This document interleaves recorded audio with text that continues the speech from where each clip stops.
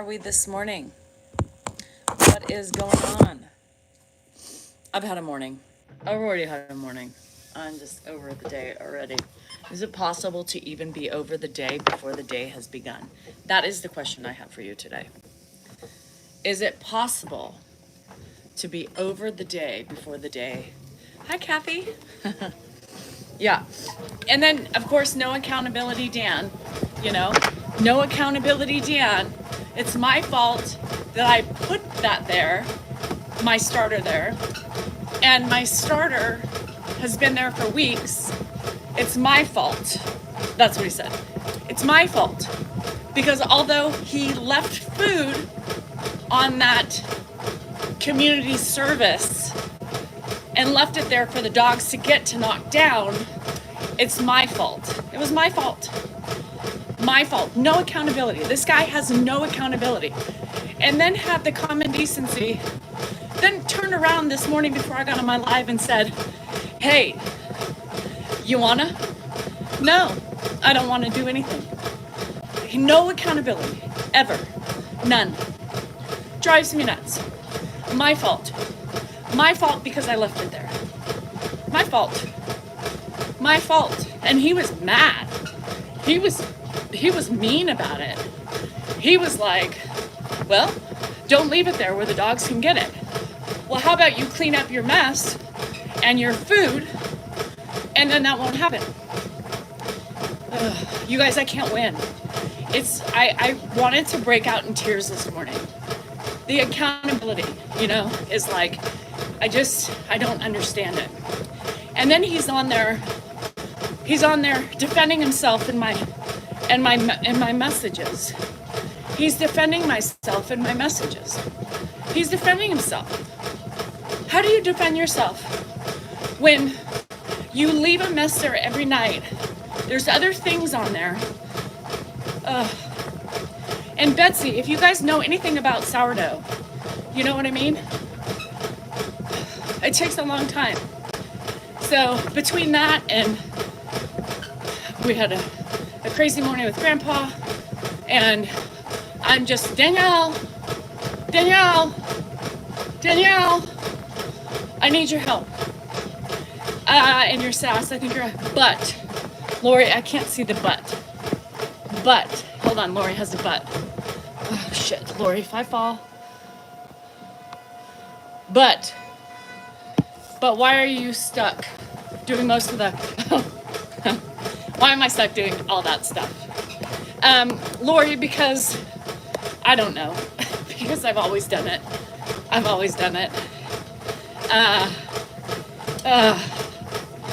So, and then, it's just because Dan doesn't know how to do anything. He doesn't know how to mow. He doesn't know how to edge. He doesn't know how to weed. He doesn't know how to, he just doesn't know. I don't care if Dan's on here. So, I do everything, and everybody allows me to do everything. That's the bottom line. Then the second thing, so Dan cleaned it up. So now Dan wants sympathy because he came out, saw it on the floor, so he had to clean it up. And, if anybody has worked with sourdough, it's like glue, right? It's like glue. It's hard to clean it up. So, y'all, I just can't. So he was bitching about that. But I also come in this morning and double clean. Because, what do you call it? So anyhow, sourdough's a pain in the ass to clean. So he did clean it up, but there was still glass everywhere that I had to re-clean this morning. But everything's my fault, right? Nobody in this house takes accountability. Ed does. Ed takes accountability. He always says, thank you. I appreciate you. My husband could learn something from his father, but he chooses not to. Not to mention my loaf, right? That was my fault too. So, anywho, then we have another problem. Let's talk about this other problem. Are you ready for my next problem? Ozzy. That's right. the 7-8-year-old weak kitty, Ozzy. He has found my bed. He has found my head. He has found my body. He has found solace in sleeping and disrupting my sleep. Yeah. So I've always made fun of my friend Lynn because she has this cat that kneads on her head and bite, and it's not nice. It's not when they bake biscuits on your scalp and try to suck on your hair. That's not, what? So, yeah, slept at the top of my head, smelt his butthole a couple times. Think he rubbed his butthole on one of my pillows because I smelt it and then I was like, oh no. And then, what the hell, Ozzy? No sleep for the wicked. No sleep. So my morning has literally shit. Who broke my starter? Technically a dog. But ask me why Baxter broke my starter. Because Dan left pizza residuals and food up there. Huh. Maybe had he cleaned it up, that wouldn't have happened. Oh my God. Better than sucking on my toes. Well, I don't know. Will it help grow my hair back? Is that considered when they're kneading on my bacon biscuits on my head? Does that mean he's casually, nicely making, you know how like dermaplaning your brain? Not your brain, your scalp with your product helps. So I'm hoping that maybe by him kneading on my scalp will help in the regrowth process. No? I don't know. One can only hope. So Ozzy's going to be in trouble. And Catty Daddy, it's going to be a problem. It's going to be a problem. Right. Why do they want to put their buttholes in your face? I don't know. And animal buttholes don't smell. Horrible. They smell horrible. It's not like they don't smell. They stink. I can't, y'all. I just can't. So I'm not happy. I'm upset this morning to walk out to see my starter broken. Betsy's gone. Betsy's gone. They clean their teeth on my hair. That's what the vet said. Great. I'm glad he's using my hair as a toothbrush. You need to get laid. No, Calvin. I'm doing my best not to get laid. After all the trouble my husband gives me, then yells at me in the morning. Because anyway, I can't talk about it, but yells at me for something that wasn't there prior to me coming out in the kitchen. Yelled at me, yeah. And I said, you yelled at me. And he said, no, I didn't. I said, I'm done. Like, you start my day off really shitty by your yelling. My pigeon is an American Indian totem, spirit animal symbolizing love.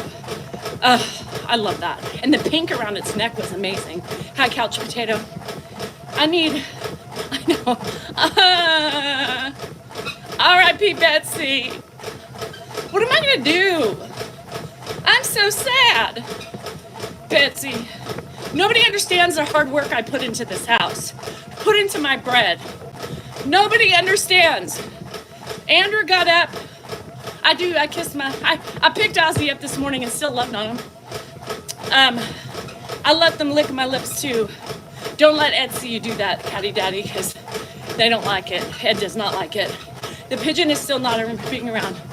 I'm sad, Sean. Dan's ruined my whole fucking life. He took away my soul. He took away my starter. And then he yells at me because I wasn't aware of something that wasn't there yet. Begin again. I will begin again. I'm so sad today. I literally could cry. You guys have no idea. I'm so sad today. That really hurt my soul. And I'm just tired because my body hurts. I don't stop moving. This house is too big for me. And everybody's expectations in me are way too high. You know, I'm gonna tell you something. When I was younger, and Dan was like outside of the house working, it was different. But now that we're both home, I'm breaking. Your superwoman is going down. She's going down. I need some bath. Should I start licking Rose, the cat? And then he tried to claim he tried to claim the pigeon. He said in a video, look, the pigeon's following us. And then I got mad at that. Bitch, you weren't out here when the pigeon imprinted on me. Stop trying to take my spirit animal. Jada, I give the rap. Nobody cares. I've done the strike. Nobody cares. They don't care. They live in fucking filth. They don't mind. You know? Dan would just buy more underwear. You know? Crap. And then I had wine last night because my friend came over. And I think it's the wine. I think the wine and the hormones aren't going well together either. So, whew, Lord have mercy. Hi, Cheryl. How are you? Mammo time. Hello in Jamaica. Housekeepers never. But what's a starter? I'm Kristen. It's a sourdough starter. So I started this, how long ago? I don't even remember how long. They do wait out the strike because they know I can't last, Judy. They know I'm gonna subside. That's like punishment to myself. You know what I mean? And then it's gonna take me forever to catch up. I can't go on strike. I've done it before when I was spunkier, when I had more energy. I couldn't handle it. Happy hump day. Watching from Canada. We have a lot of, you should be giggling. This is why I come on, is to make you laugh at my horrible life. My sad life. Lord have mercy. It's supposed to make you laugh. It's supposed to either make you realize you have it so much better than me, or shit. How come Danielle's speaking about my life? Oh, Lord. Hi from Texas. So no sleepy. Watching while driving. Kim. Eddie's tired. We had to get Eddie up early for complications, and he's sleeping. But yes, I can't do it. It would be a bigger mess. Thank you, Kristen. It's hard because it's like your baby. It becomes your baby. I'm running, yes. I'm running because that's the only thing that kind of takes away some of the irritation and anxiety. Not fully, but it helps. So I have to run a little bit. I had acupuncture yesterday. Oh my God, it was amazing. Amazing. I needed it. It's weird because my piriformis right now, it's like more, it feels different. Still hurts, but it's different. Say hi, Vicky, to my family and the NYC. All right, Judy, get it, girl.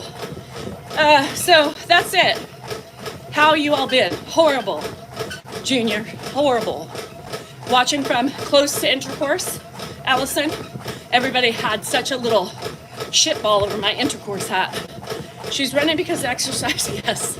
The endorphins make me happy. For a minute. Yeah. Yes, for a minute. Charging my son to clean, and you start charging everybody? Should I start giving people bills? This is what it costs for me to clean up after you. That's good. Maybe I should start that. Not that they'd pay me, but It's a good idea. My time, right? When I do life coaching for people, I charge them for my time. So why don't I, charge my family for my time?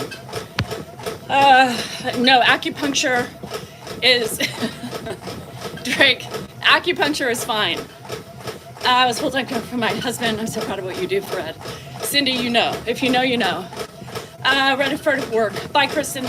Try not to unalive anybody at work today. The irritations are there. Oh, Duke is back.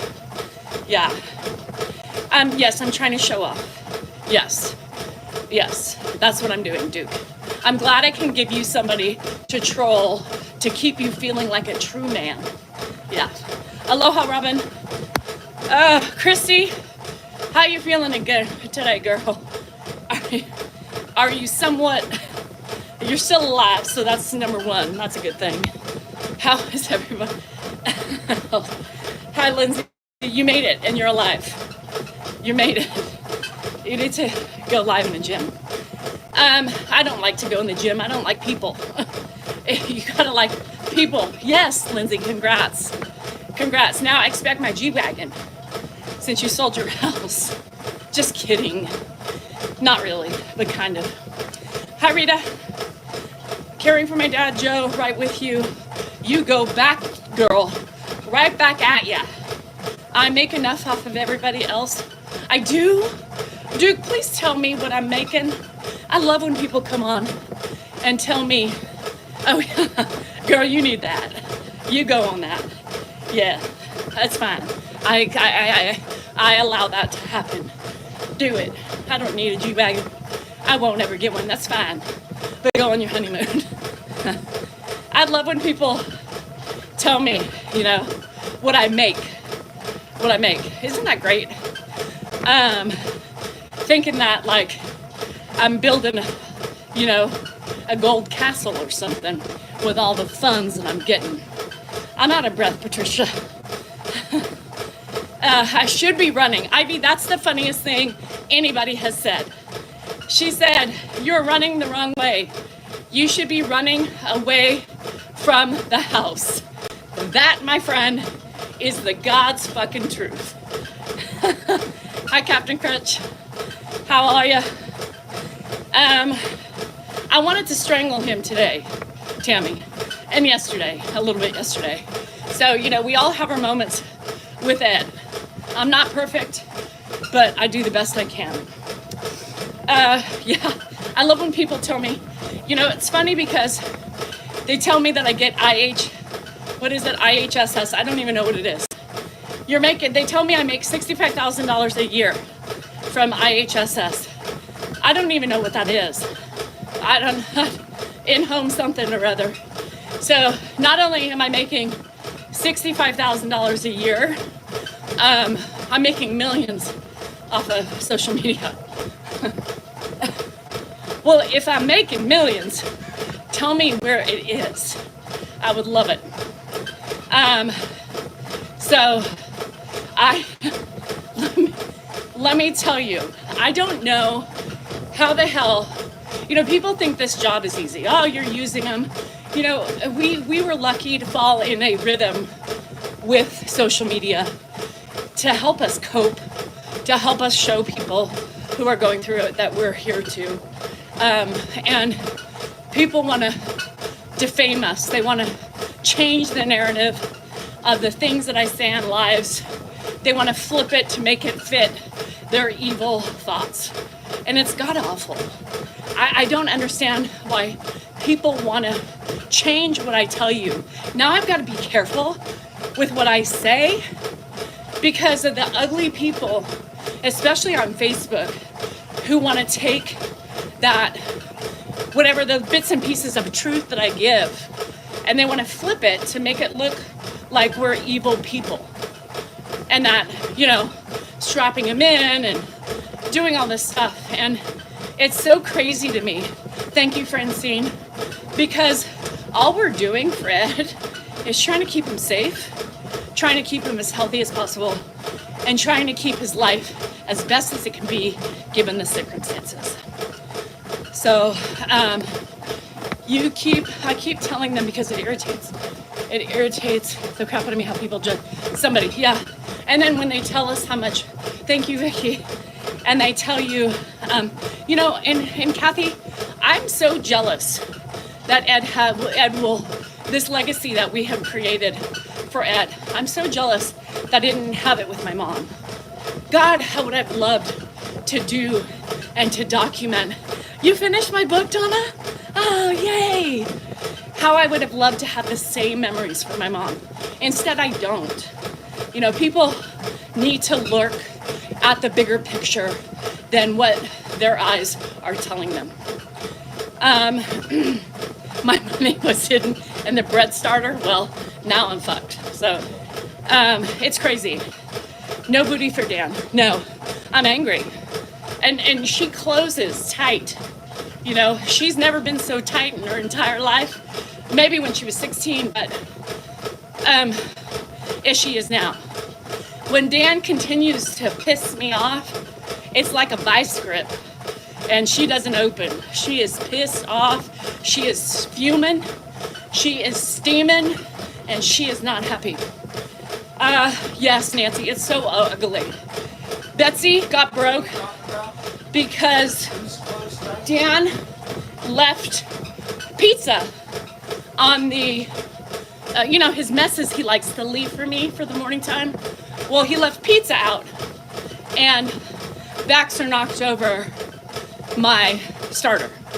Yeah, so it was my fault.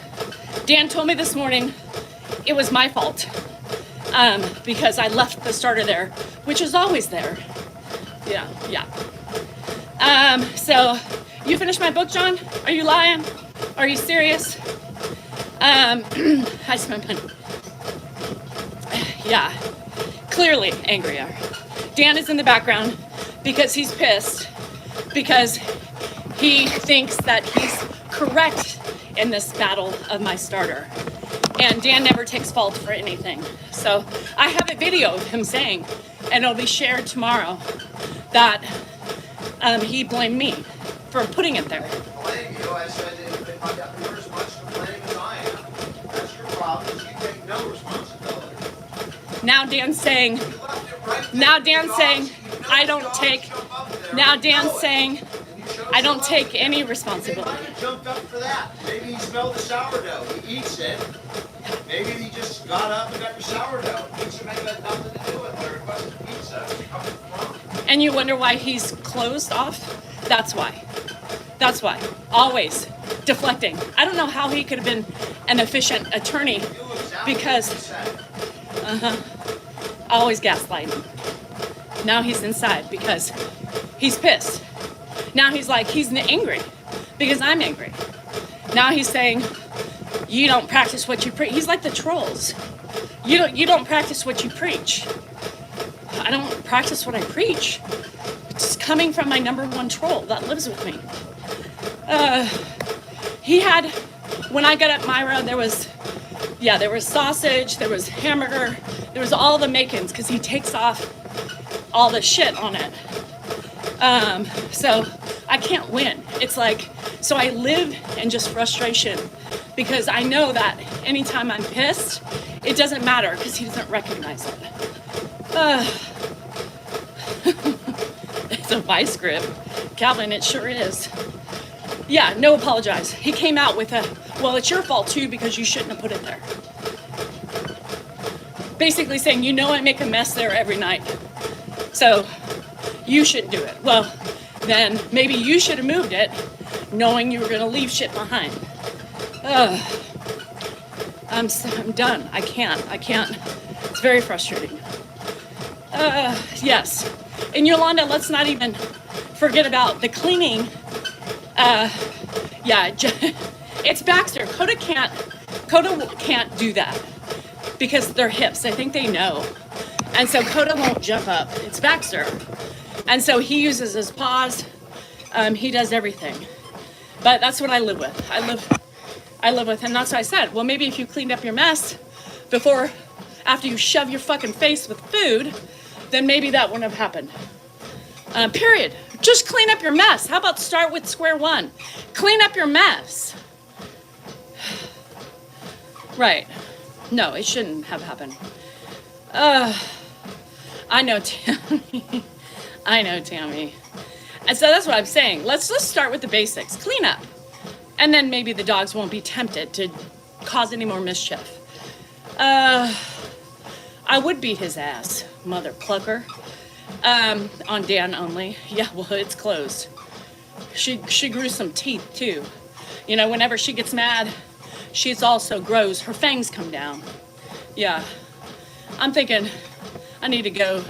You're going to Reno this weekend? I was just going to say, I'm thinking I feel a casino trip of relaxation. Changing the subject, it was nice to see yesterday's video with Ed showing so much more energy. Yes, it is. He goes, hey, but why are you still married? Jenny, do I really have to answer that question? Because he has a fucking device on my ankle and won't let me leave. That's why. For Pete's sake. Anyway.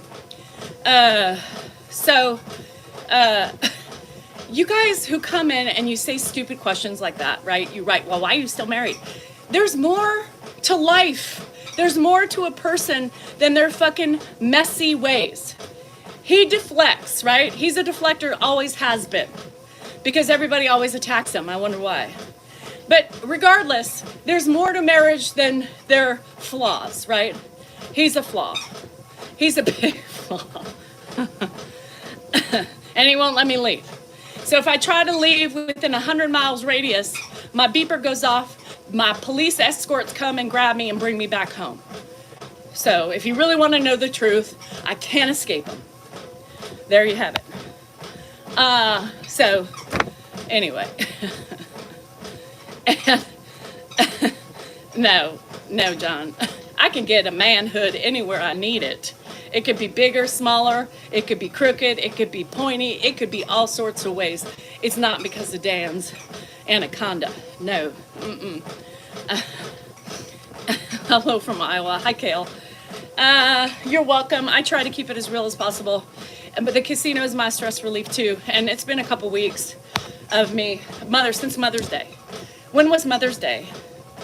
Mother's Day. Did we go on Mother's Day? Yeah, we went on Mother's Day. So how many, it's been 3 weeks. Shit. It's my time. I always start twitching around the 2 to 3 week mark. Yeah. I haven't, oh yeah. I just, lately, Calvin, I can't. My body's broken. So this girl can only do about 2 miles of running at this point. And then I walk a couple miles after that. You wanted to make me laugh. May 11th. So I haven't been in the casino and, yeah, what is that, 3 weeks? That's good for me. You know, I try to go once a month. Like, if I can do once a month. Sometimes I falter, I go twice a month, but I have to wear a collar. Yeah, I have to wear the halo collar. I can't eat, I can't drink. Dan, it just, because I'm a commodity, right? Everybody's looking for somebody like me in their household. So he's afraid he can't find somebody like me. So he keeps me from playing the field and seeing all the other grass that's out there, right? So he's got to keep me tight and locked and loaded down just in case I get a good offer, Yeah, and that's the thing that people, and it's always typically women mostly who say, well, why don't you leave him then? Well, because there's other things that I value that he provides. Let me think first before you ask. What do I value? Play the Jeopardy music. Here's the basic. Let me tell you the basic reason is, y'all, I'm old. I'm old, Do I want to enter in a new relationship and have to figure all the dynamics out and change myself and try to be not independent? And no, it's cheaper to keep him. I mean, he may give me some mental breakdowns once or twice a week, but other than that, I don't want somebody else's problem. I don't want Huff and Puff. I haven't played Huff and Puff. Huff and Puff has not done well for me. lately. But that's the real truth. Down the street, walking down the street. Hey, hey, it's Charlene. Showing the town what she's about. She's not taking any crap, but she's walking mighty proud. So anyway, who would want to know, Kathy? Like, I'm going to tell you something, and Danny, you may not believe this, but I do not want another. It would be too. I could only have 20 years left in my life, maybe 10. Do you think I want a new relationship, new people, new kids? No. I don't want somebody's shit. It's easier to stay. Keep Dan for the airplane. Is he getting an airplane? Oh, Evelyn says, I hate you, honey. Oh, isn't that nice? Isn't that nice? Get a side dude. Mike, I ain't looking for a side dude. If I need this sexual loving, I got my husband. Oh, I got Billy Bob in the drawer. I don't need any side dude. You think I need more stress in my life? And when am I going to have time to have a side dude? No, thank you. That sounds like too much work. I can't keep up with myself, let alone somebody sexual inclinations. No, thank you. Maybe you need some vacation together. We can't, Nancy. We can't go on vacation together. We can't. Who's gonna take your head? Then what am I complaining for? Mike, I ain't complaining. It's called telling. Why do people hate reality? You know, everybody bitches. Well, you're complaining. No, I'm speaking my truth. I'm speaking my truth about life. And people want to use that as a way to throw it back in my face. People don't like reality. Well, get off my page. Get off my page. Because that's all I speak about is the truth behind my life. Yeah, that they think that a big schlong is gonna get us excited. Like, baby, come over here. I'll be your side piece. That's the least of the things I'm thinking about. A schlong. I'm eligible. My wife, I adore her, but she has passed. Oh, that's right, Danny. I forgot. And you do. You should get out there and start, dating and find something. I saw that you didn't even want to respond to the I hate you. I just don't even have the energy to deal with beeshies and hoes like that. I hate you. Okay, well, thank you for stopping by. Thank you for coming on my page. I'm glad I give you something to look forward to in the morning. Hate, you know what I mean? Yeah, thank you for always keeping it real. Karen, I try. Ew to schlongs. Thank you, Lana. High five. I think we get to a certain age and most women aren't looking for the schlong. We're looking to be left the fuck alone. Muffy, on the other hand, likes the schlong. She likes shower activities with the husband. They're empty nesters. You know, they don't have the stress of, caring for people, and their kids are grown, and, maybe we would be getting it on every 2 seconds of the day if we were empty nesters, but we're not. Casino, period. My late home always won on Father's Day is on the 15th. Good luck wherever you go. Thank you. I never have luck. Yes, I would be your side piece. But like I told Sean, Caddy Daddy, it's just friendship. And Sean said, well, that I can't. That's not. So I can't. I would be your best friend if you let me borrow it. You pay for everything. Yeah. Do I want a Polish prince instead? As long as I don't. I just did 2 hours of cleaning up. Upstairs. Like yesterday, I was upstairs cleaning. I just milked the cow. You mean you suck the straw and get your chocolate milk? No, he ain't chocolate, so just milk. Yeah. Do I play the dollar machines? Hell no, I'm too poor for that. I try to make it last with pennies. I know, don't laugh. So yes, basically I'm playing $1, 80 cents, the least. And then I go up to $1.60 is typically what I like to play. And then if I'm winning, then I go up a little bit more. Okay, are we back yet? Ticket.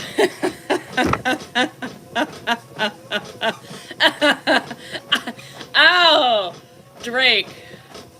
I would have to take it hard. It's a G-Wagon. You're right. I understand. You can't get nothing for free. Just because you're funny and nice, people always expect something more. Shit, catty daddy. No, not even, hey baby, let me make you lunch. You were a hard worker for a minute. Yeah, but it's funny because I just wish, Danny, he drives me nuts sometimes. I'm a former caregiver and left my job to care for my mom the last several months of her life. And it's true, right? In the middle of all the hoot nanny, right? In the middle of all the hoot nanny, I would never, I won't regret it. I get sad when I can't do certain things or miss out on certain trips and stuff like that. But hopefully I live long enough to be able to do them after. Hopefully, right?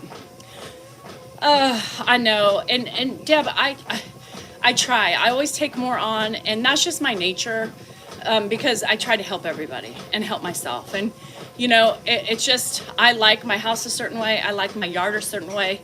It makes me proud. It makes me feel content. It settles me. And when everything gets in disarray, and people don't realize this, when people don't realize this, like when you're dealing with OCD, right? And your brain needs to see things in order, period. I just wish that people could respect that side of the disease, right? Because if I clean something and people mess it up, it is internally stressful for me, right? It was like, people don't understand that. Like, people want me to be kind and empathetic towards their issues, but yet nobody wants to be kind and empathetic towards my issues, right? They just make fun and they balk and they say, well, you're just crazy and whatever. Okay, but that doesn't go that way. It's not fair. OCD is a serious thing. And if I walk through my house, it's a struggle, right? When there's messes. It's a struggle when I see more dog hair on the floor. It's a struggle. It's a struggle. And when I'm outside, I take pride in my work. And so and if I don't tend to things every week, then it creates more work for me, because then things are out of sorts and they're grown too much, and then I have a bigger problem on my hand. And people don't get it. And it's a huge struggle. I've already had to, it kind of makes me feel disrespected too, because it does in a way, Zelda, because if I have this inclination to feeling a certain way towards my kitchen or my bedroom or, those things, I would expect somebody to try, right, to help me, right? Especially when that person is pulling me in different other directions when he needs help with something. So I've had to learn, Pam, to let certain things go. Now, I told you, me too, Kathy, it's the order that we claim, because we can't control everything. And I think OCD becomes, I think the OCD comes from, Wanda, I saw you, thank you. I think the OCD comes from environment.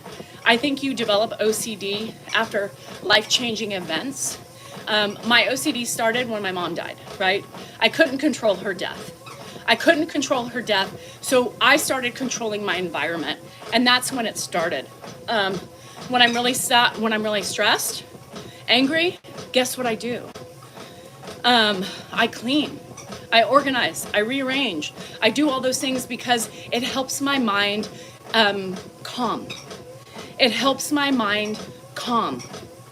And when my mind is calm, then I can be calm. And people don't understand that unless they're living in that prison of OCD. I've really had to work on things. My house is in disarray, right? I've had to move furniture. I've had to, do things. I've told you guys about that with Ed in his wheelchair. My door frames are banged, they're nicked. Everything is going on. And I've had, yes, a warning. Yeah, that's when it started for me. And I've had to let that go. Remember, I came on and I was like, this OCD, you guys, with all this stuff out of place. It still drives me nuts, right? I go into Ed's room, there's furniture in there that shouldn't be in there, but I'm not going to move it out. And I've learned to adapt, but it still drives me nuts. And I'm still fighting my brain over those things because I look and I'm just like, oh, God, I can't do it, right? It's a real problem. It's a real problem.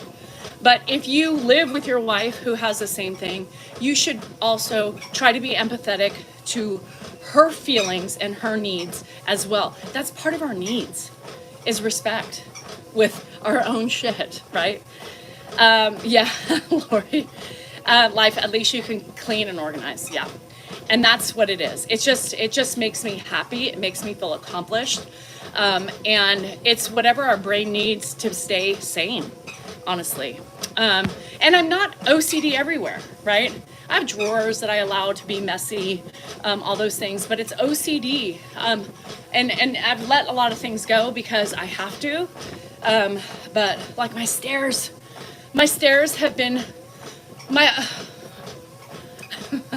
it drives me crazy.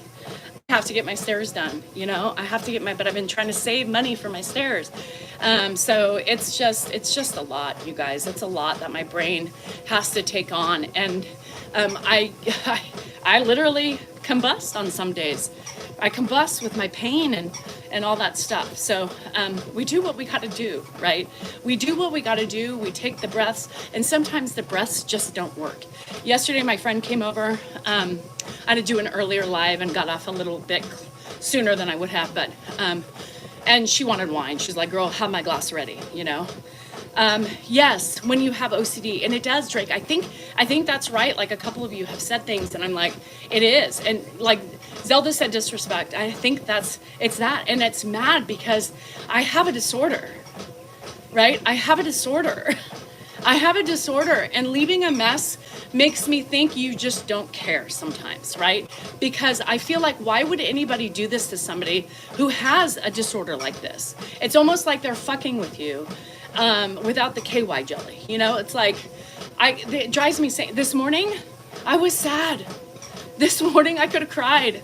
When I saw my starter and I saw food and I had a feeling I knew what happened, it made me mad, you know? It made me mad because the lack of consideration or the lack of foresight, the lack of being aware of your surroundings. You know what I mean? And I just can't be everywhere all the time. I don't even think straight every night. Could I have moved it? I could have, you know, but I'm worried about the garbage, right? I'm worried about putting the garbage up. And so the dogs don't get in the garbage. I don't see everything all the time.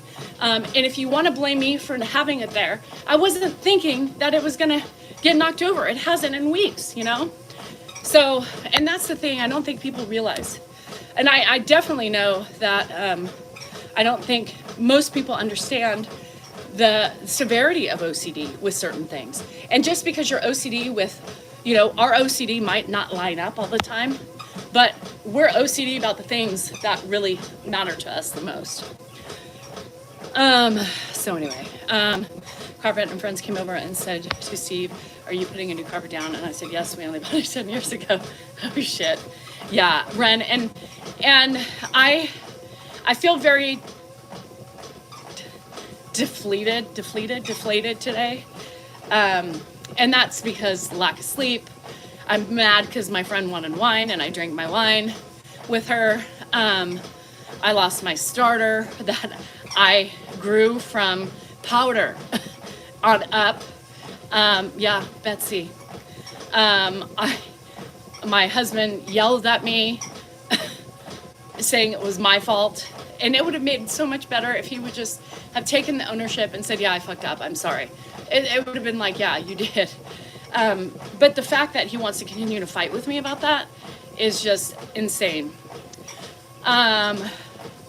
You can't do it all. And Kathy, you're right. I believe I can. And that's why I push myself to the brink every day. You know, so when I tell, you know, Dan, like at the end of the night when he's ready for hanky panky and I'm in my bed just like last night, I numbed myself. I hit my Benjamin multiple times and I was swirling, because I was just feeling some sort of way. I just wanted to fall asleep and just not wake up until today. And then Ozzy had different plans. But, you know, we all have our minutes where we just need to try to decompress.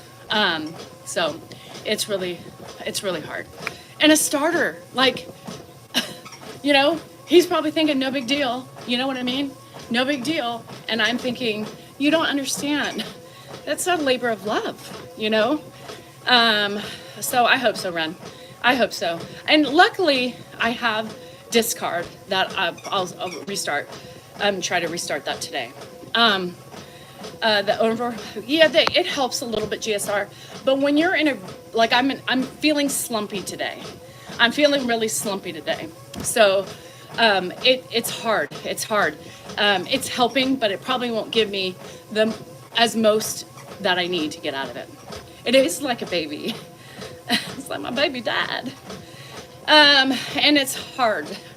Ed's phase that he's in is so fucking hard. I could cry. It's hard. It's hard. It's hard on my body. It's hard on, you know, the mental state, because I'm the one having to, you know, pick up the pieces and do everything and buy everything and fix everything, and it just gets daunting. Yeah. My sourdough starter. Starter is my sourdough, and you really, you literally have to nurture that thing for a while. It took me a good 2 weeks for her to start producing anything. So it does. So when you start the starter and it starts becoming active and healthy, then you start baking from her, and she keeps giving you bread or cookies. I made a whole bunch of cookies last night. So it gets hard, and I'm in a slump. I'm in a slump. I haven't been, I've been so busy lately. I haven't been doing, you know, normally I archive a whole bunch of videos and stuff like that. Ed, or just my life, my daily stuff. I haven't even been able to catch up on that stuff. Ed, by the time I'm available, after I'm done with everything, you know, he's not in a good way, and so I can't record him. So I have some little bit of bits and pieces of archive left, but like before the fall. Oh, the cookies were good, Drake. I think this was my best batch. I made them online with the members last night, and they were really good. And it's just hard, you know, it's hard, and I have to make a whole bunch of orders today to have materials for Ed, and you know, it just I have already so much shit on my plate, and you know, nobody wants to help. I got to do it all, so it's really difficult for me. Love you, Iceman. Have a safe day, please. No value for it, but it's wearing on you. Yeah, I do. I want to go up the Lexapro. Oh God. I'm already at 10 milligrams. You guys, I'm gonna wait and see what happens tomorrow. I have a doctor's appointment with my pain doctor tomorrow at 10:50. So, and my pain, you guys, I can't. My pain. I've told you about my pain. So, I'm gonna wait and see. 20? No, I wouldn't go up that much. I couldn't go up that much, Robin. I would like literally make myself sick. I have to go. Bye, Charlene. Have a good one. Have a good day. You're welcome, honey. It's Judy. It's not that easy. So I'm gonna see what he says tomorrow. I'm gonna get the trigger point injections, and I'm gonna talk about medication. Because I don't think this pain is going to change, and I think I'm just screwed for the rest of my life. So, it's horrible. You did? So I'm on 10 of Lexapro. I love it. It's been great. The pain is all over, primarily my neck and my shoulders, and my piriformis on my right side. in-law and I have a village that helps me. Oh, you're so lucky, Nancy. I wish I could have a village. I'm one person fighting the battle against everybody. I will, Nancy. I'm gonna go. I know it's bad if Danielle is taking. Yeah, because I'm a hypochondriac. I don't take medicines, and now that I've cut back on my wine, it makes it more pronounced because I can't relax. I can't relax that night. Even the pen doesn't help me relax like the wine does. But then I just drink too much. It's like a bag of chips. If I open the chips, I'm gonna eat the whole bag. And so same thing. If I open the wine, I'm gonna drink the whole bottle. So I like to have. My friend came and she had a glass. And I knew I felt good, and I was relaxed, you guys. It was the first time that I was so relaxed last night, and however many days it's been since I had wine. The wine really helps me at night, but I just can't. Yeah, I know, Alicat. How are you?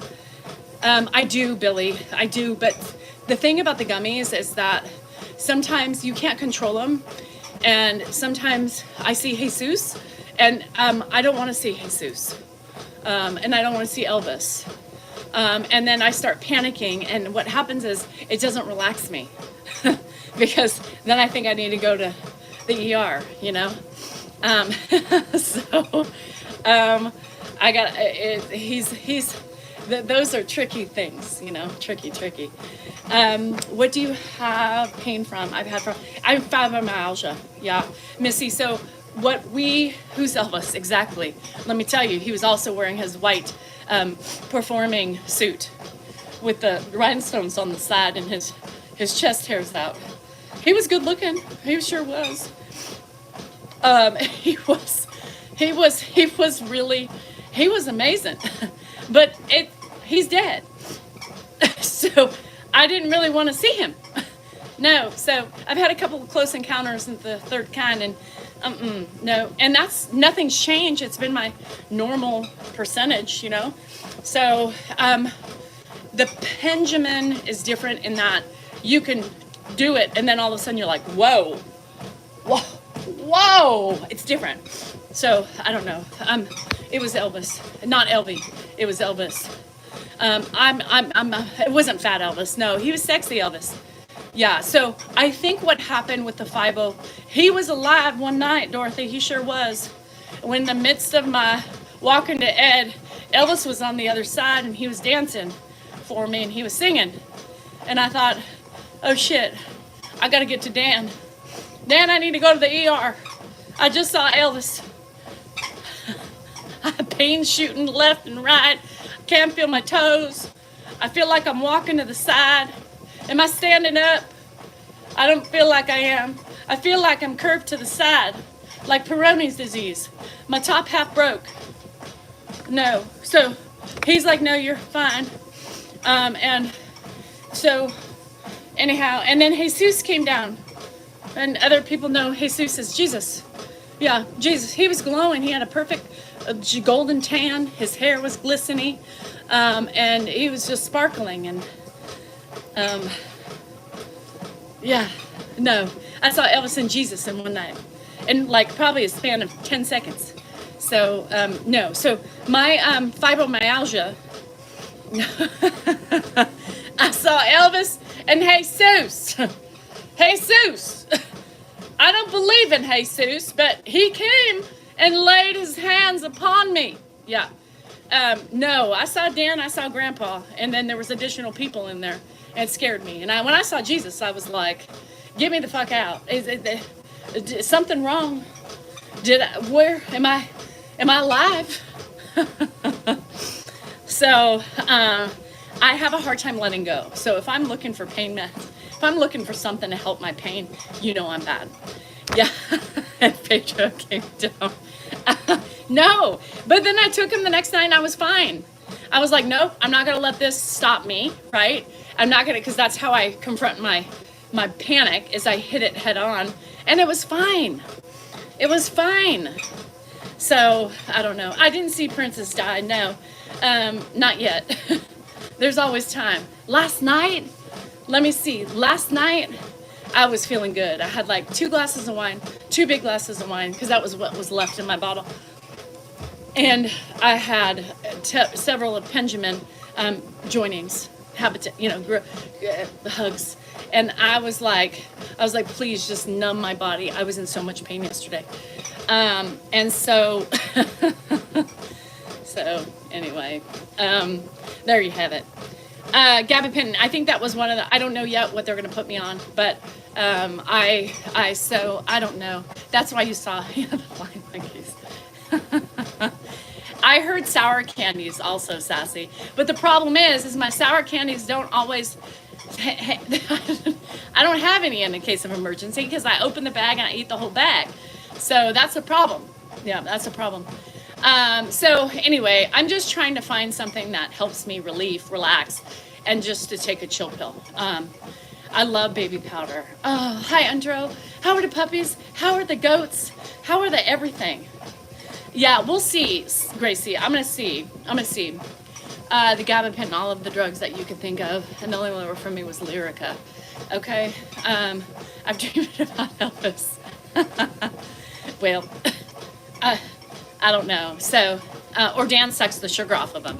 It's another thing. Dan, I can't have anything in the house that's open because Dan sucks the sugar off of my sour candies and spits them out. So you guys, I can't, like, what the fuck? Also, yes, Drake, it is. I do that too now. But also Vicks. Vicks is also a good smeller. So when I'm feeling really anxious, I put Vicks on. So, Jenny, here's the thing with fibromyalgia. I won't take Norco. Hell fucking no. I saw what it did to Andrew. No, won't take it. I'm paranoid about pain pills. I will not take pain pills. The only thing I will take is Advil or Tylenol. I will not do, no. Hell, I'm not there yet. I am not at the Norco level yet. Hell no. So what the pain doctor, because I've never been in a horrible accident or anything like that, but what my loss for my mom. So when I started taking the world on was after my mom died. And I think that's just us being women and dealing with the shit, not, handling the emotions, tucking things under the rug.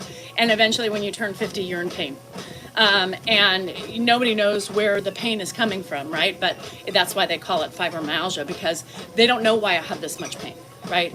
They don't know why. And so that's the tricky term of fibromyalgia. A lot of people don't believe in fibromyalgia. They think it's a joke, right? So you also don't get sympathy for saying how much pain you're in, and so it's just ugly. But I could cry almost every day. Yesterday was the most pain I've been in yet. And, and people don't know it because you can look at me and think, oh, she's great. She doesn't have pain, but it is what it is. Supposed to be for alcoholism and drug addict. It's supposed to help with all those things, Missy. I'm not even. So anyway, I'm trying. Fibromyalgia, like you have aches, you have pains, you have high pain. Hi, Froggy. So I was on her menopause this morning. She was dry and crispy. Ooh, yes. Guax, you need to lube her up, get her hydrated, let her drink, lotion her up, give her a break and give her a massage, and don't be so hard on her. You know what I mean? So we'll see what he says. Stress triggers, yes. I believe the stress, they say stress kills. Stress gave me fibromyalgia. My life gave me fibromyalgia. What did the pain pills do to Andrew? He was angry. Andrew's not angry. Andrew's not angry. So, to see him angry and cussing and no. No. I don't want. I have RA. People don't understand the level of pain I have either because we just do shit. We don't let the pain stop us. And so stress can kill. Yes, and that's the thing is stress killed me. Stress killed me, sadness killed me, grieving killed me, and it left me with fibromyalgia. So, yes. And Pam, that's a lot of stress. That's stress.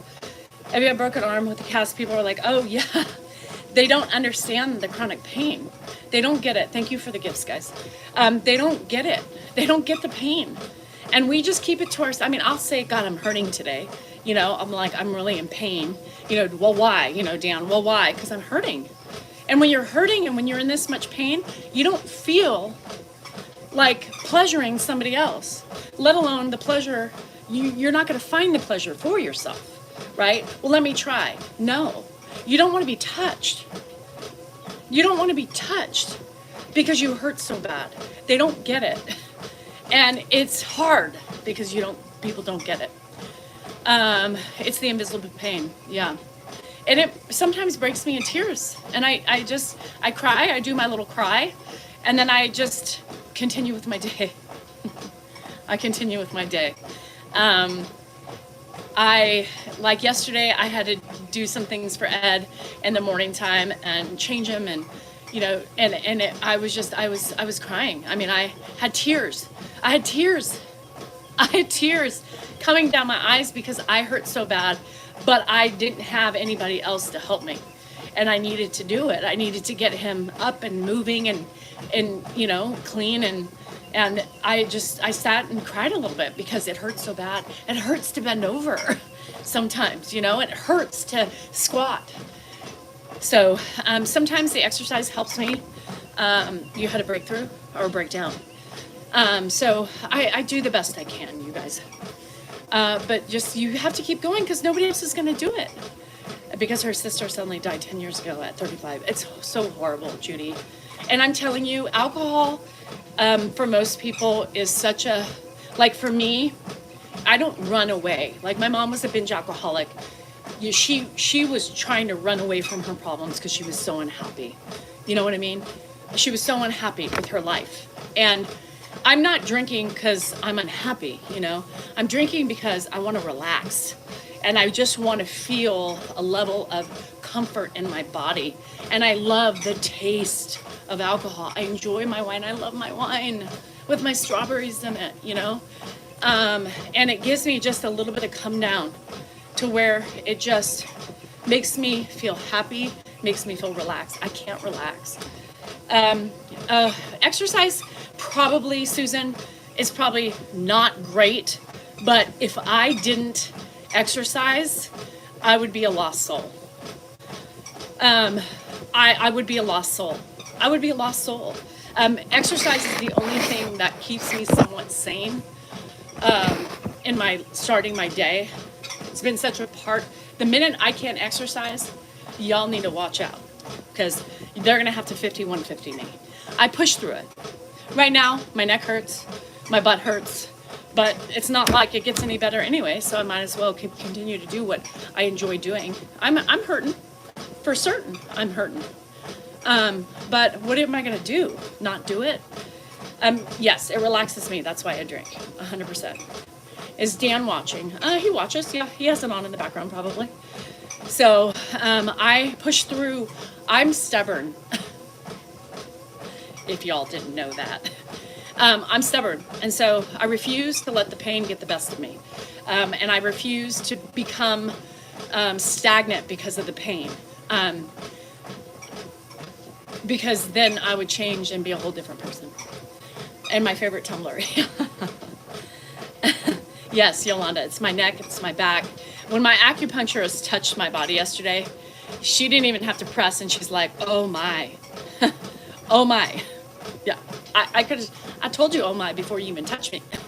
Oh my. And the relief that I had for a couple hours after going to acupuncture was so amazing. But then what does Danielle do? She overdoes it. She finishes up her shit that she didn't get done. She stands on her feet for too long, and she's cleaning more, and then it gets, and then, everything tightens up again. It's a never-ending saga in my life. That's just me chasing my own tail in a state of just running in a circle all day. We get old and just kind of have to deal with it. You kind of have to deal with it, yeah. Yes, and Susan, I'm so inflamed. I'm very inflamed right now. And that's what, my PT actually talked some sense into me. This is what my PT said the other day.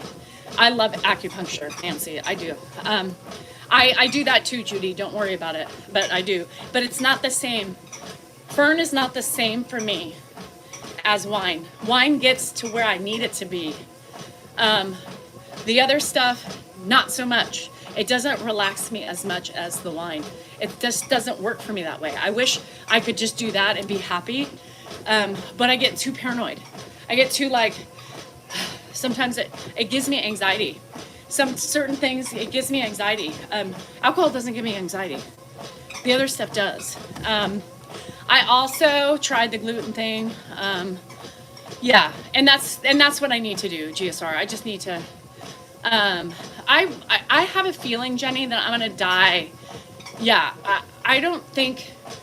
I don't know if I'm gonna have cancer or anything like that. You know how I see it, how I'm dying? Stress. I think stress is gonna take out my heart. Yeah. Cupping. She cupped me. I've tried it all, Judy. I promise you, I've tried it all. It just reacts differently to every person. Everybody's bodies just don't adjust to things the same way. Oh no, it's good, Drake. It's good.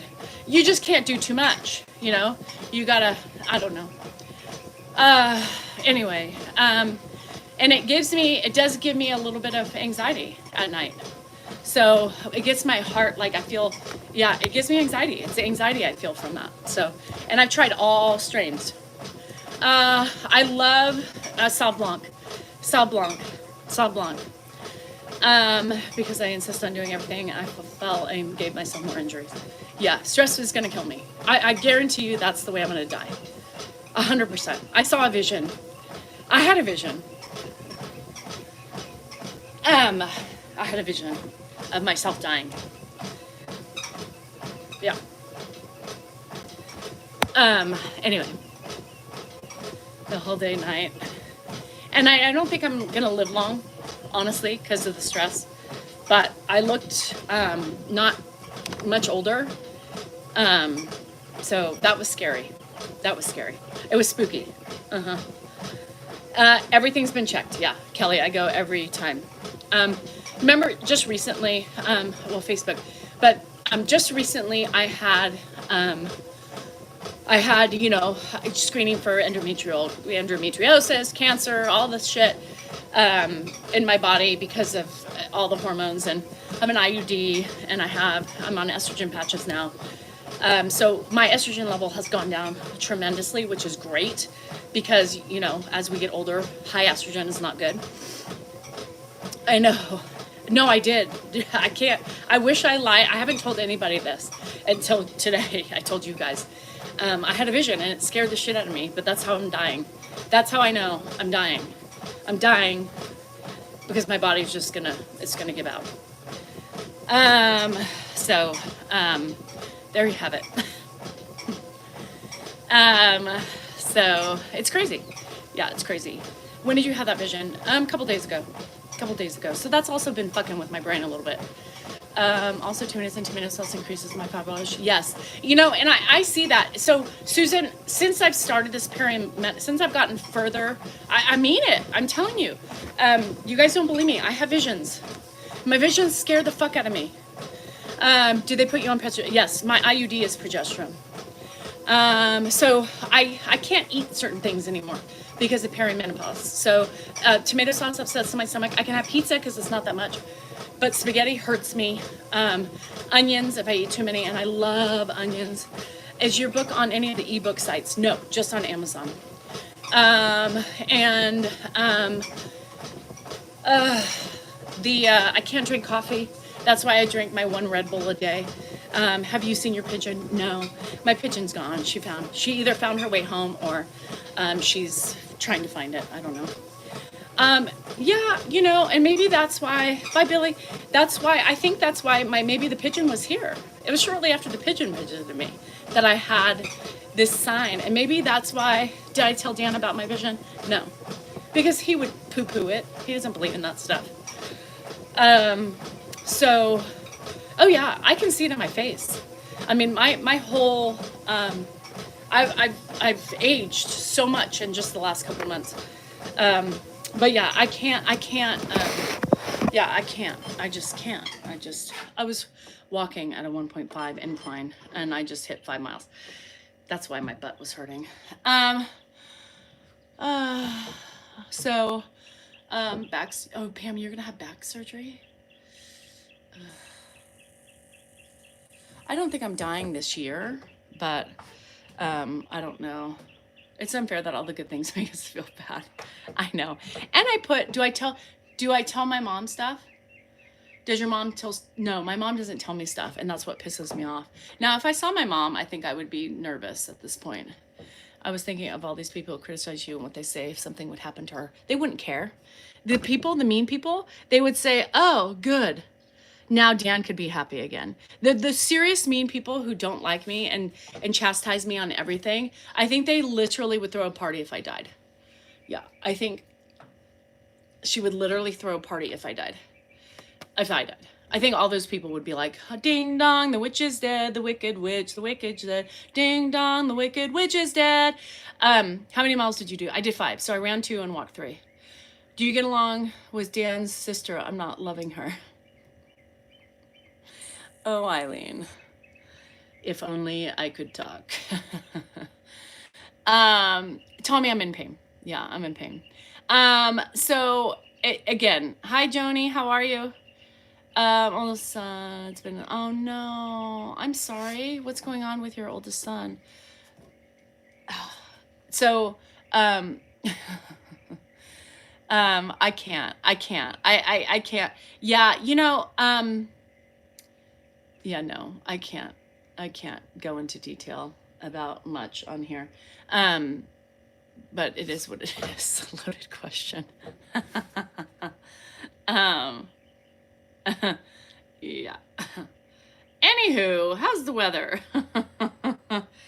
Yeah, no, Danielle likes to talk a lot, and normally I would, but out of respect for the family and my husband, mostly my husband and his mom, I'll keep it to myself.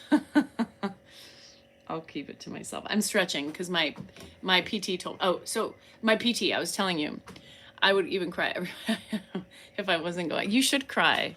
I would be sad. I would cry with you guys that I was dead. Things that, yeah, Dan has, anyway. Oh no, Joni, I'm so sorry, honey. I hope he's better. Yeah, so fibromyalgia. So that's what she told me. She goes, honey, we can't help you if you don't help yourself. She goes, I know you don't want medication, but the medication, when your whole body's inflamed and we work on these issues, it's not going to help you long term, right? So sometimes you need to just succumb to the inflammation and you need to get on medication so you can get treated and it's actually going to work. So anyway, that's saying a lot actually. Without saying. Anyhow, Pam, oh no, tornadoes is scary. Hi Odell, how are you? So my friend Lori from Nebraska sent me a new vibration plate. So I just took it out this morning and we're gonna get on that.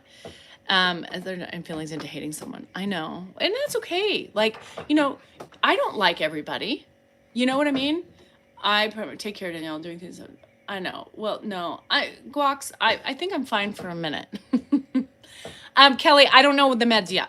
I go tomorrow and I get trigger point injections and I'm hoping. Also hands up, watch Mark. Okay, I'm going.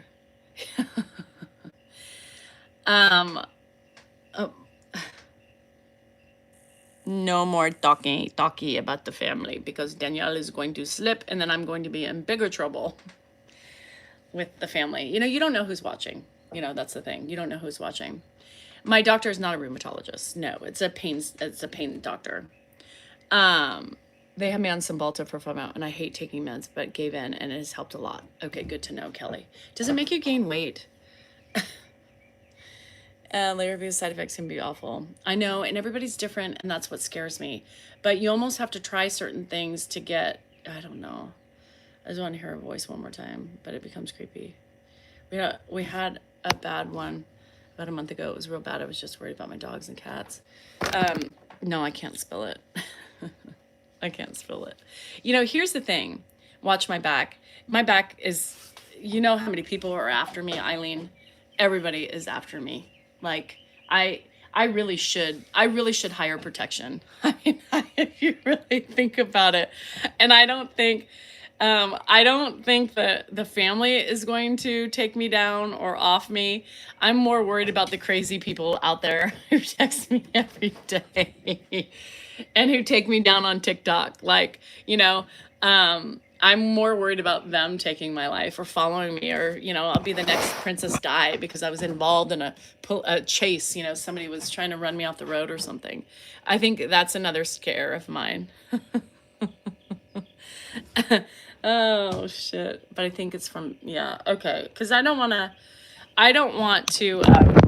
Yeah, I. Oh shit! You guys are gonna get me in trouble. There's a hang tight. Hold on. Isn't Dave one of the brothers a pain doctor? Dave is, yeah. Dan's fell on the floor. I picked it up and wrapped it in the paper. I would do that too. Yes, Dave is a pain doctor. Yeah. He was an anesthesiologist turned pain specialist. Yeah. It's weird. I don't think I would ever have Dave treat me. I don't know why. He also flies his airplane. He has an airplane. I would never fly with Dave either. There's just certain people. I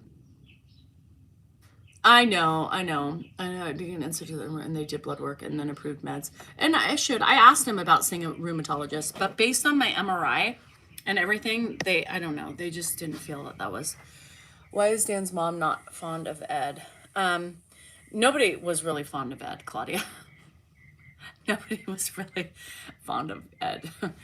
And Ed wasn't very fondly. It's a very complicated situation that I just don't feel like getting into right now because it just takes a lot of energy, and we try to focus on where we're at today, not the past, right? You have to realize that pain heals itself over time, and going back in the past revisits a lot of sadness. It brings up a lot of horrible memories, and it brings up things that you just, you're trying to move on from. And I'm in such a better place with Ed today than I ever was in my lifetime with him. And going back just rehashes things, brings up issues with my mom and her struggles, and it's just too much. So let's just try to focus on his changed ways because of dementia, thank God, and focus on the positive turn that I have made with him. Yeah. Yeah. So anyway, I've healed a lot. I still have, a lot of things that I still work through. But yeah, I just, it is what it is. It's the past. Let's not revisit the past. You can't heal and you can't grow as a person if you keep living your life in the past, period. And I just try not to dwell on those things anymore. I try not to.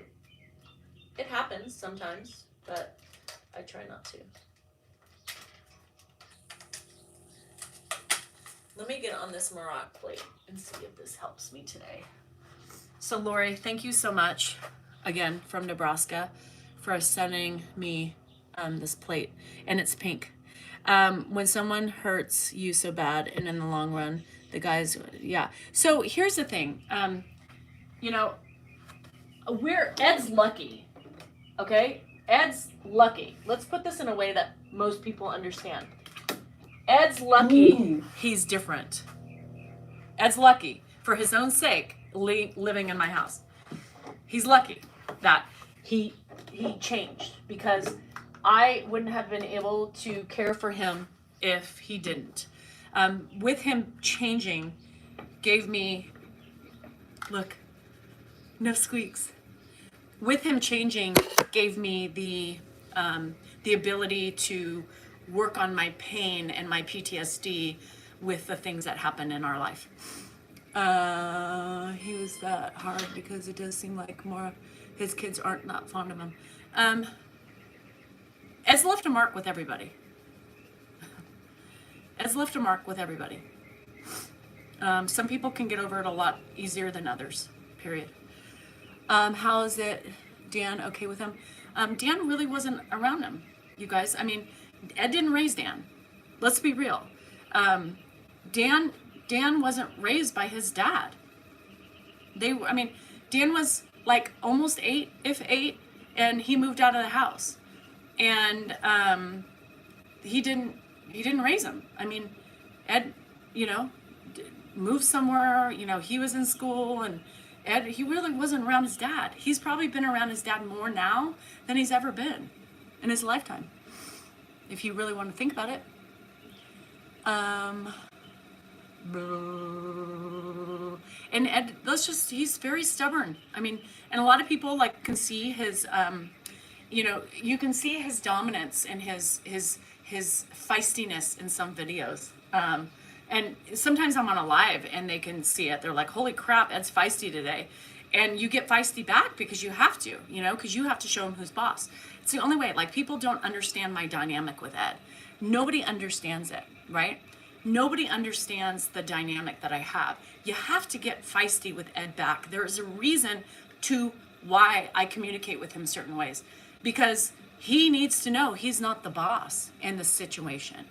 And because he thinks he's the boss and he thinks he has control over you, which when you tell him, you have to reorient him and say, no, this is my house. These are my rules. You listen to my rules or you're going to leave. And, people would get all bent out of shape with me talking to him that way. You should never judge somebody on how they deal with a loved one who's demented or whatever else they're going through at the time, based on, because you don't know their family dynamics. You don't know their family dynamics. You guys don't understand the situation that Ed and I have been in our whole lives. You don't understand the dynamic, our personal relationship. You don't understand that that's the way we communicate. I've never communicated better than I am now with him, because I've forgiven, and he's in a different phase of life. He is in a different phase of life, period. Somebody asked, Eileen, I think that was you. You said, well, why is Dan so obsessed with him? It's his father. It's his father. It's his dad. And he wants to do what's right by his dad. Just because he, was harmed or hurt by his dad doesn't mean he should treat his dad in a time of need the same way. Nobody could do and is doing what we are doing. Why? He's the only one, right? He is the only one. We are the only ones who are doing this. Why is that? Did he raise me? No. I mean, I grew up in his house, but we didn't talk. I wouldn't talk to him. He was not a nice person. With your family members. Yeah, I mean, people always say, well, why would you do it if your parents left you, type of a thing. Well, that's on you. And Dan actually started doing it because it was helping Mark out, his brother, who he's close with, right? And then it became, this thing where Mark couldn't do it anymore, right? Mark is incapable of caring for his dad at this phase of life. They all are. They would not be, I'm almost incapable of doing it. I'm almost incapable because I have so much pain that I'm almost incapable of doing the physicality of this job because I'm hurting, right? But nobody can do what we're doing right now. They just doesn't, they couldn't, anyway, so yeah, people ask, everybody's different, remember, everybody's personalities are different. Some people wouldn't care for their parents after leaving them and, but not everybody's that way. Two wrongs don't make a right, two wrongs don't make a right. Is Ed with you guys? Oh, he's been 100% with us for almost 2 years. Yeah. Wasn't Mark married? He was, yeah. I saw Ed's hardness from the beginning. Oh, yeah. And that's what you see, Sherry. Sorry, I'm so far away.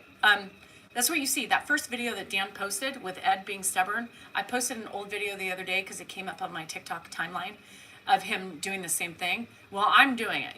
He was searching. He's always searching for money and searching for, his keys and his cars. And You can tell by his tenacity and his stubbornness. He doesn't let things go. Even today, you know, there's moments of those when he's doing better. He is a lot of his old self, right? Still very complimentary and still thanking me with everything I'm doing for him and cleaning and showering and all that stuff. But you know, he has those moments. Yeah. So anyway, let's do affirmation card. Let's see if it's a 1 card day or a 2 card day. Okay, affirmations for a badass. We do this every time I get off my. Okay, let's see if this works today. Positivity. I think this is going to be a good one. Positivity radiates from me like fucking sunshine.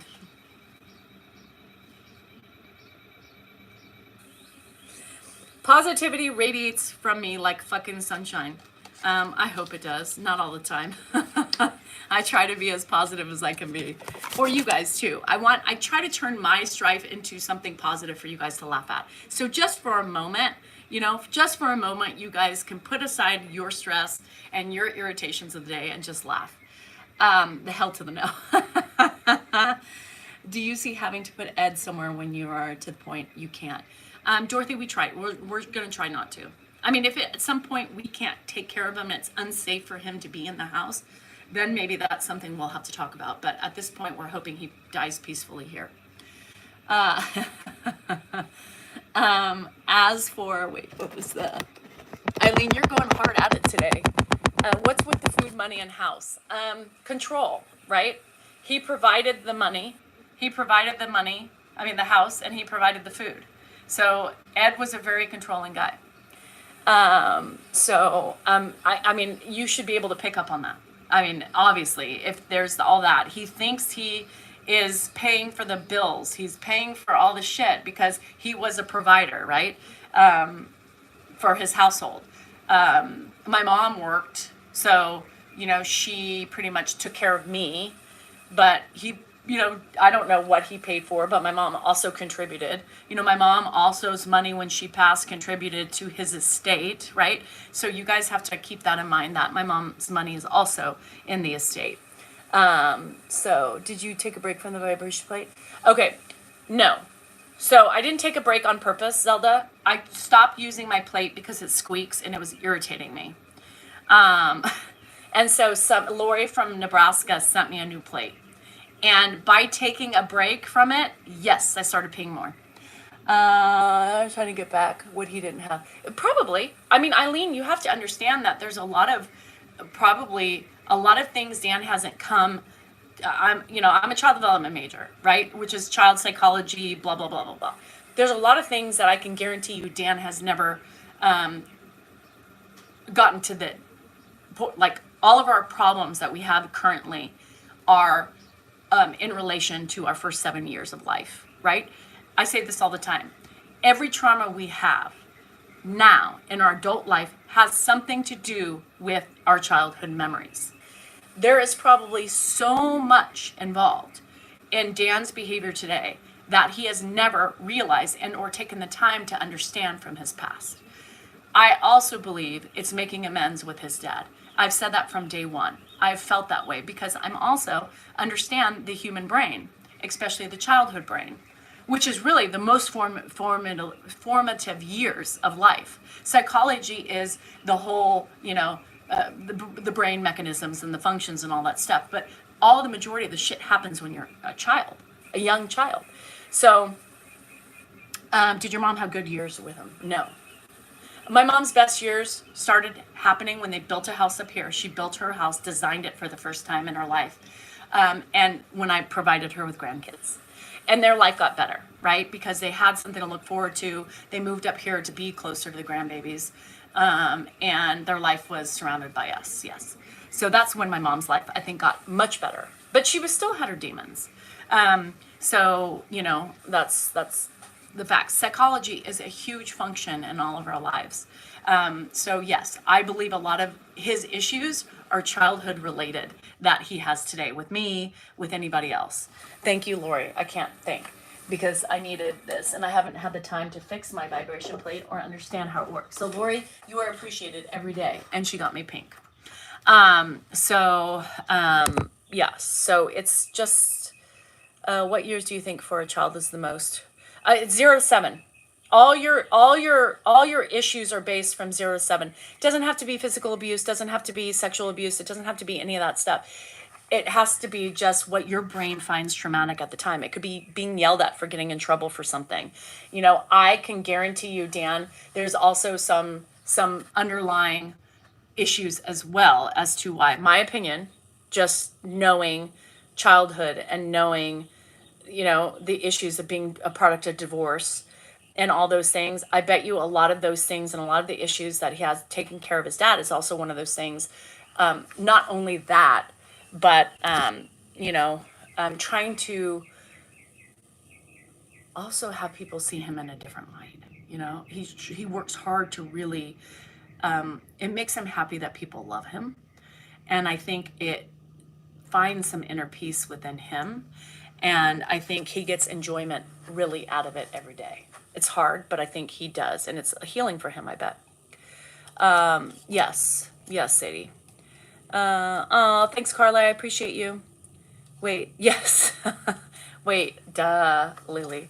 So childhood, yeah, and how we were treated. I mean, my brother did the EMDR, right? And he's like, what the hell could I have been so, yeah, my dad and his mom got divorced, but there was more, all that trauma. He was still young. He was past the point of that formulative years of brain development, right?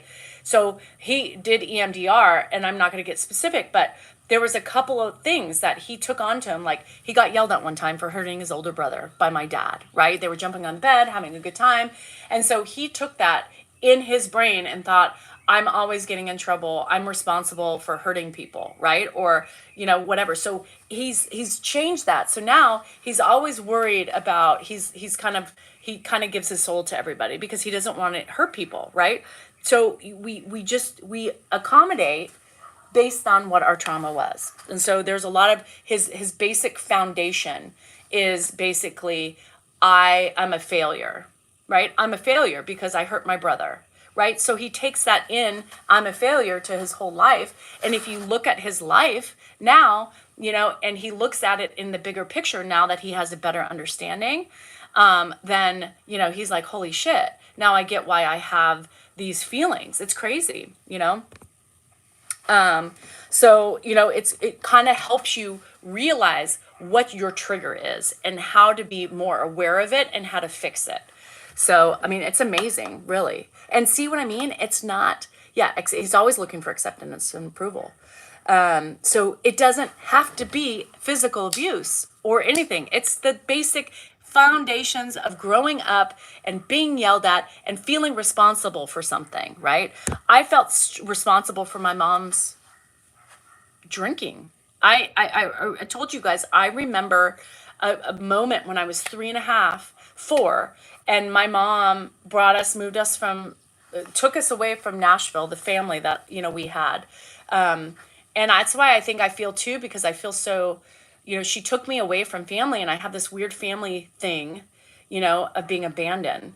And that's probably why. And feeling just so disconnected, and that has to be with my mom's choices of moving us. And then here we are, still in California. I'm still away from my family, and it's even though I've made a family here, it's still not the same. It's crazy. It's crazy. Let's see, was it a bit annoying for you when everyone said Ed is such a family man and all that, knowing his past?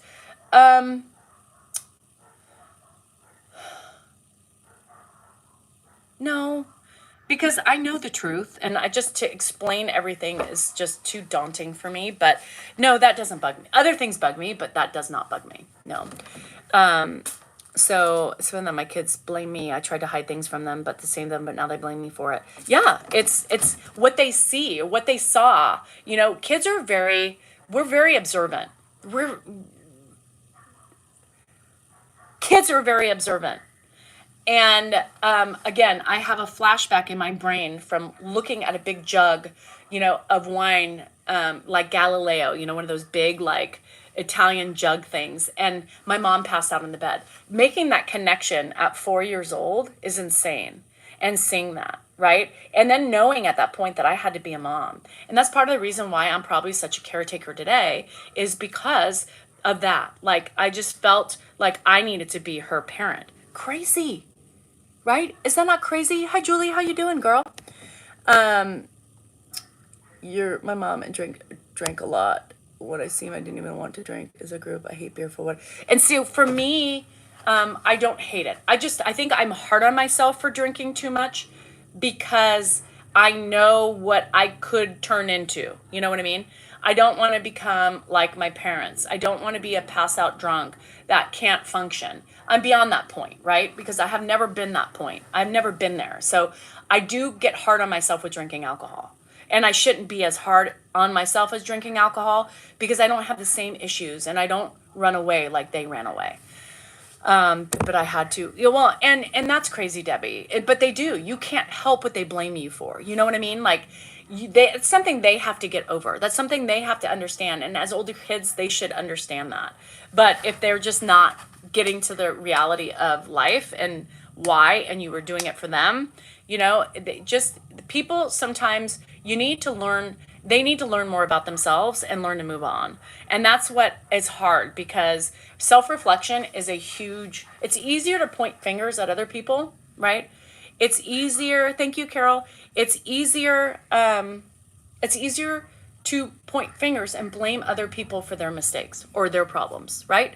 Than actually sitting in the mirror, looking at yourself and seeing what reflects back to you and realizing you're the problem, right? The problem is you having an expectation in your mom, wanting your dad around, willing for you to sacrifice their needs and their mental health for their alcoholic father. You know, it's their expectation. They have a certain expectation. All kids have a certain expectations of what we should be doing, how we should be doing it, and the types of people we should be, right? We're not aware of those expectations. We're not aware of those expectations. But they get angry for us because they design those for us early in life and carry it over if they haven't done enough self-reflection on themselves in their adulthood, and then are angry at us and don't talk to us or are pissed off at us and don't get over their narrative, right? I'm not responsible for my children's narratives that they've given me, right? But they still give them. And some kids can easily move on and recognize those things, and other kids hold it and they use it against us. But you can't control that. That's on them. That's on them. No, Jenny, there was no any time where Ed doesn't think he does anything wrong, Jenny. That's the problem. I have used the word narcissist in many different situations and people get mad at me. In my time with Ed, when I reflect back, he was very narcissistic in many ways, right? Now, he was a big gaslighter, you know, and gaslighters typically are narcissists. You don't have to have every fucking characteristic of a narcissist, but if you have a majority of the characteristics, I use the word, right? We all are narcissists. We can all be narcissists in certain times, right? But Ed was many characteristics he had was very narcissistic. He never admitted any wrongs. Who does that sound like? You know, he was always right. And he believed, you know, he was the main provider of the family. Therefore, but that old school mentality of I control you, I control everything, and you don't get things very easily. You have to tell me why you need them, and we have to argue about it and then eventually he succumbs to it. It's very, very old school. And he doesn't see, you have to admit you're doing something wrong for you to recognize that you're at fault, right? And if you don't believe that, then you'll never apologize for those things. Ed never apologized for anything or any of his behavior. No, he was a huge gaslighter. Yeah, Kathy. The three truths in life. Each person has their own truth, and then there's the main reflection of the whole truth. Never only one. Yeah. Oh yeah, LV. I'll talk to you later about that. Yeah, we'll get that going again. So we're all on the spectrum. Narcissism is, you know, I mean, there are extreme narcissists and there are people who have many characteristics of one. And So anyway, that's it. And people drink for all different reasons, right? People drink to escape, people drink to enjoy it, people like the effects of it. I love alcohol. I love the effect it has on me. But I beat myself up because if I drink too much and I'm like, oh God, here I go, you know. And it's very easy for me to fall in the spectrum. I do have addictive personality. To this day, my dogs don't talk to me because of it. Yeah, and Debbie, guess what? That's on them. It's hard to think that, and it's hard to put that in perspective, but that's on your daughters. And hopefully before it's not too late, they will realize that it was unfair of them to give you their narrative of what you should have done with their father. Horrible. Danielle, have you started doing one-on-one therapy? Yes, I have. I love to drink, actually drinking one now. I love to drink too.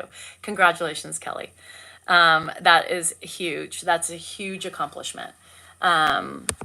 But wine is not hard alcohol. It's not wine. No, it's not hard alcohol. But still, like, I can't rationalize drinking a bottle a day. I mean, it's very easy to do. And it's not like I open up another bottle, right? I mean, if I start like on some days, and I'm not going to not, but every day is it's just a little too much. It makes me feel uncomfortable. And if it makes me feel uncomfortable, then I need to make it to where I feel comfortable again. Oh, bye, Laura. Enjoy the farmer's market. I love that. A wine for each night. I mean, no, and I'm not a big hard alcohol drinker, right? I'm not. I just love wine, and it's very easy for me to drink. I could literally open a bottle at 4 and be done with it by 6. It takes me 2 hours to, drink. And what is it? 4 drinks, they say. I think it's more like 3. I don't want to be physically dependent on it. And I know I could very easily fall into that, And it's more habitual. Like, I'm very habitual. I'm very routine based. So it becomes more of a routine than it becomes a need. Does that make sense? And drink, I think that's fine. I just am trying to cut back and get to where I can be at a comfortable. Like last night, I didn't cut back, right? I mean, I did. I didn't drink the whole bottle because my friend had some, but I still was mad at myself, for drinking 2.5 glasses. I should have had, only one, but I wanted to get rid of it because I don't want the temptation to drink it again. That's how my brain works. It's just is. It is what it is. I can't fix me. And then when you get out and make you look like your honesty. Well, I'm just trying to be, I'm trying to be as, people. I just want people to be able to say that, I don't know, these are the things that I'm dealt with. And because I'm on a public platform, I believe it's important to bring these things to fruition. I believe it's important to talk about mental health. I believe it's important to talk about being on the spectrum. I think it's important to talk about real life shit because reality is not fun, right? Reality is not fun. Is Joanna as sweet and meek as she appears? Joanne is very caring. She's very supportive. And, she has her flaws as like everybody else, child that stem from her childhood. She's a really good person. Joanne has come to my support many times with Ed, and she's also a psychologist. I don't know if any of you know that Joanne's a psychologist. So she got her master's degree. She worked with Victims Witness. She helped victims of crimes, sexually essays or whatever else. She helped them in the courts. So she's very cognizant of the big picture of things, right? Yeah. And so every night I have 2 glasses. Now, if I could stop at 2 glasses, Sherry, I'd be fine. I just have to, once I get those 2 glasses, I'm like, well, what's one more glass? And I need to really get better at just getting back to no, you have 2 glasses, enjoy them and be done, right? If I could do that again, summertime always gives me a different vibe. I'm working in the yard, I love doing like that. Joanne's a very nice lady. Yeah. Tired you are, the more you'll want to drink. And the more pain I'm in, Mariah, the more pain I'm in, it's easier for me to drink more because it's not, it's not my stress that gets me to drink, it's my pain level. My pain level, because I take my 2 glasses and I'm like, I feel amazing right now, and I want to just send it into the finish line, you know? Yeah, and so I can't stop at 2 glasses, especially if it's the bottle anymore. Just put it in 1 glass. Oh, Mary, hang tough, girl. Same here about you having the ability for you to recognize your patterns and becoming vulnerable to all the nothing. And I try to be, you know, Dan always gives me shit. Well, you don't own your shit. I own my shit in so many more ways than most people own their shit. I don't always have to recognize it to everybody and put it out there. I choose what I want to show you, and I choose what not to show you. And I think most people have a weird relationship with alcohol, and pain, right? And my daughter is a future psychologist. Yeah. What about 1 glass of and a gummy, then water? I mean, I could do that. But Lily, I want to get to the point where I'm not tempted to finish. You know what I mean? Because of my pain level. I'm in so much pain. Does Dan get upset with my drinking? No, I don't think so, because you know why, Kelly? It doesn't stop me from doing what I need to do. I think he worries, right, if I'm drinking too much and I'm on a cycle, but he always knows once I get there for a couple weeks, I'm like, whoa, we need to scale it back a little bit, you know? So I think that but it doesn't stop me from helping him. You know, if I'm hungover, it's not like I lay in bed all day. You know, I can't. I still have to deal with Ed. I still have to do my yard work. You know, I'm functioning. I drink a bottle of wine. That's not life ending. I mean, if you really think about it, if I was drinking a 5th of vodka, that would be completely, you know, I couldn't. Yeah. I think wine is different than what you're thinking. A bottle of wine is really not that bad. It's 3 glasses of wine. 3 glasses of wine. I don't really think that's a huge issue, but it's just a daily thing is not good for me. I don't like it. I don't like wine coolers. Yeah. No, a bottle of wine doesn't, I beat myself up for it, you know, but it doesn't stop me from doing yard work. It doesn't stop me from, you know, doing all the things, because it's not like I'm taking 5 shots of vodka, having 5 beers, and finishing it off with a bottle of wine. I have fibromyalgia. Yeah. Bother to shower, Ed, all the time. The showering is, Eileen, I'm going to tell you something quite honestly. Showering was a feat. Showering is now a fucking feat. Showering is really difficult now. Showering is hard on my body, for sure. And it's hard on my soul. Just because of my pain level. I can't squat right now. I'm very, very, very, my body's really inflamed. That's what I keep saying. Wine is light to me. It's damn near healthy. Perfect. 1 IPA. Yeah. And, I really drink when I'm fast. Yeah. And Cheryl, I do too. Is my bird? No, I kind of miss my bird, but I still duck. You know, it's hard for me because my neck is really hurting, but when birds fly overhead, because that fucking thing tried to land on my shoulders 2 times, and that was really scary. I don't like that. I don't like that. When was I diagnosed with fibromyalgia? Gosh, my first visit after my MRI that I almost died in.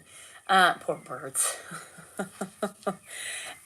Gracie, probably I don't know, half a year ago, something like that. Have you? I haven't tried anything. I go tomorrow. I'm in so much pain. I'm going tomorrow. And tomorrow we will talk about medication. I'm getting trigger injections. They won't last me. They'll probably give me relief for a day or 48 hours at the most. But if I can get some, yeah. Wine extends your life length. I know. Do you ever just take the gummy? Yes. And I don't like the feeling of that. That makes me more paranoid than drinking with it. 100%. Thanks, Tamara. So yeah, I don't know. I don't know. And the more I talk about it, the more I'm like, why do I put so much pressure on myself for drinking a bottle of wine? If I want to have wine, who fucking cares? Why do I make it? It's me. I'm the problem. I'm the problem. It's me. I'm the one. It's a GLP-1 and has really helped my inflammation and lost 60 pounds. Oh, I could lose some weight. I don't want my hair to fall out though. Why does Dan not do his dad's showers? Dan has no patience. Dan has a patience the size of a gnat, you know? So Dan has no patience. So because he has no patience, he yells, lack of patience. He's ADHD. So he's short fuse. He freaks out, and I'd rather do it because I get all the nooks and crannies. I, shave him. I do all the things Dan can't do. I lotion him up. I massage his feet. I clip his nails. If I had to, Dan would clip the nails and all that stuff. But I tend to do the things because sometimes I don't want to hear the yelling and the fighting, And even though he's not mad, he just yells because that makes him feel better, right? So, and Ed just sits there, oh, Daniel, knock it off. And I just feel like when I do it, it's more peaceful for him and he relaxes, but I know I should be able to, Tina. I just do it myself. I just put the guilt on myself. I don't like drinking a bottle a day. And so once I'll probably be back to doing it again. It's just one of those things, but I'm cyclical with my drinking. I found a brand that has a lot of CBN. Oh, no wiggies. Fibromyalgia is manageable by resting, stretching, and exercise. Yeah. I am very hard on myself, Joni. I'm my biggest, I'm the hardest. And these are internal fights I have with myself all the time. And then I'm talking and I'm getting mad at myself for even putting that type of, who cares if I want to drink? If I want to drink 2 glasses, if I want to drink the whole bottle, who fucking cares? It's not like it stops me from doing anything. And so there's so much, Dan, the patience level that he has is so hard. And 2, I'm empathetic. I'm like a sponge. So I soak up all the impatience, right? Let me tell you something. When he's frustrated with his dad, I could be totally fine. When he's frustrated with his dad and he, is yelling and blowing up, right? Then I kind of take it in, right? And then my shoulders start going up throughout the day. And then I find myself irritated with Ed because I'm irritated by the whole situation. And so I try to take those things over to alleviate less stress from me. Even though it's harder for me and my body, it's still less stressed. Does that make sense? It's weird, but yes. Anyway, a traveling pigeon with 2 tags stopped on my desk and back porch hurt. I took care of it for 2 months. A germ got fixed. Oh, the like holy water. It is holy water. Yeah, and that's what I need to do, Lily. I need to just not beat myself up. And I'm doing a hard job in life. I've never worked so hard in my entire life, you guys. This job of caretaking and caregiving is the hardest thing I've ever done. It's the hardest thing I've ever done. And Candy, that's part of my fibromyalgia. I just build and build and build and build and build. She calls me and we have drinks. It's the only time I love that, Lily. Do you still have help? Yes. So we have caregiver Monday, Wednesday, Thursday, and then we have date night Friday. No. Monday, Wednesday, Thursday, and date night. Yeah, that's what I said. So we have help during the day. So it gives me some good times to just branch out. Like today I got to go to Costco. I have another package to pick up. I have to return something. I have to do a whole bunch I might step in and buy some, I might have to go to Walmart to buy some stuff for Ed, or I might order. It depends on how much time I have left today, because today's a live night too. So I like to come home and be able to unwind for a little bit before live night, because sometimes it's hard for me to, it's hard. It's hard, you guys. It's hard. You know what I mean? I do the best I can. My wine, it's antioxidants, but do I really need a bottle? Sometimes I do. And that's what I do. I just like to curtail it back a little bit, like tonight, since I drank more than 2 glasses last night, I had 2.5 glasses of wine. Tonight I probably will just, have a drink, and then have my pen and just rely on that. I'm tired, Darlene. I had a cat I'm tired, I'm stressed, I'm in pain, and I had a cat kneading my head all night long. My hair. I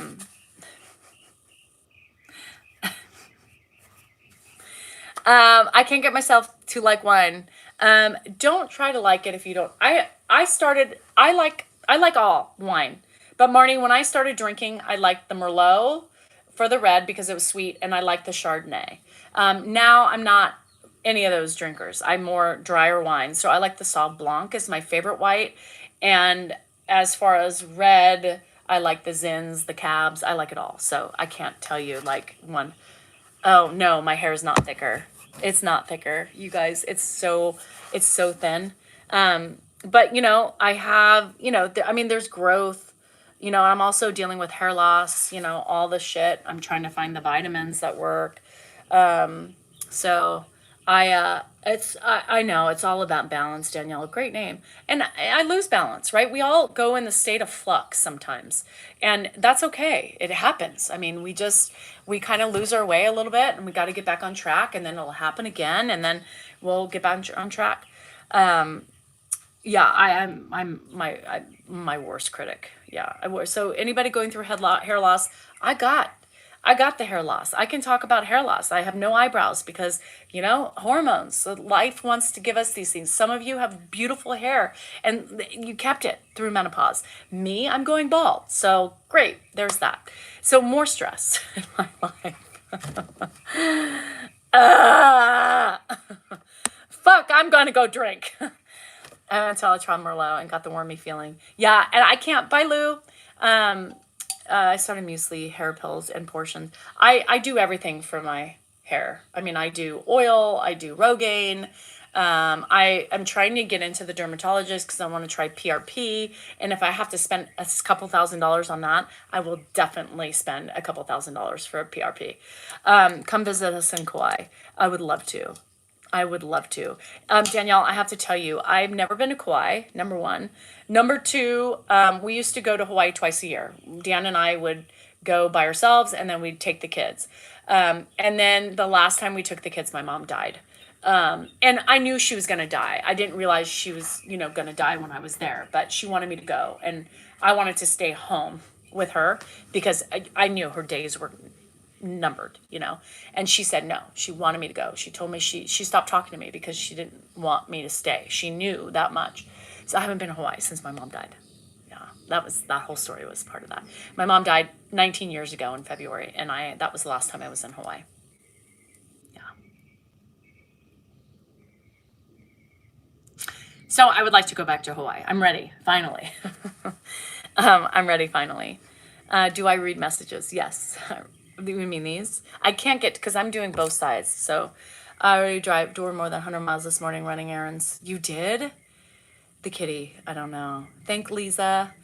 So anyway, you hook up your butter and wine winds you down. I got the hair loss. Yeah, and wine winds me. Hi D. Wine winds me down, and I should not penalize myself for that. Do you love after your pregnancy? Yes. Yes, Candy. I literally after I had Andrew, like I just could not like stop losing hair. So it's been really since for 20 years. Girl, I know your plate's overflowing. I catch you randomly just now. I appreciate that, Danielle. I appreciate that. We'll get there one day. Now we can't get there because we have Ed, but Dan killed Betsy. Although he would technically, the dog did. Technically, Dan Baxter killed Betsy. Or technically, I killed Betsy because I left it there.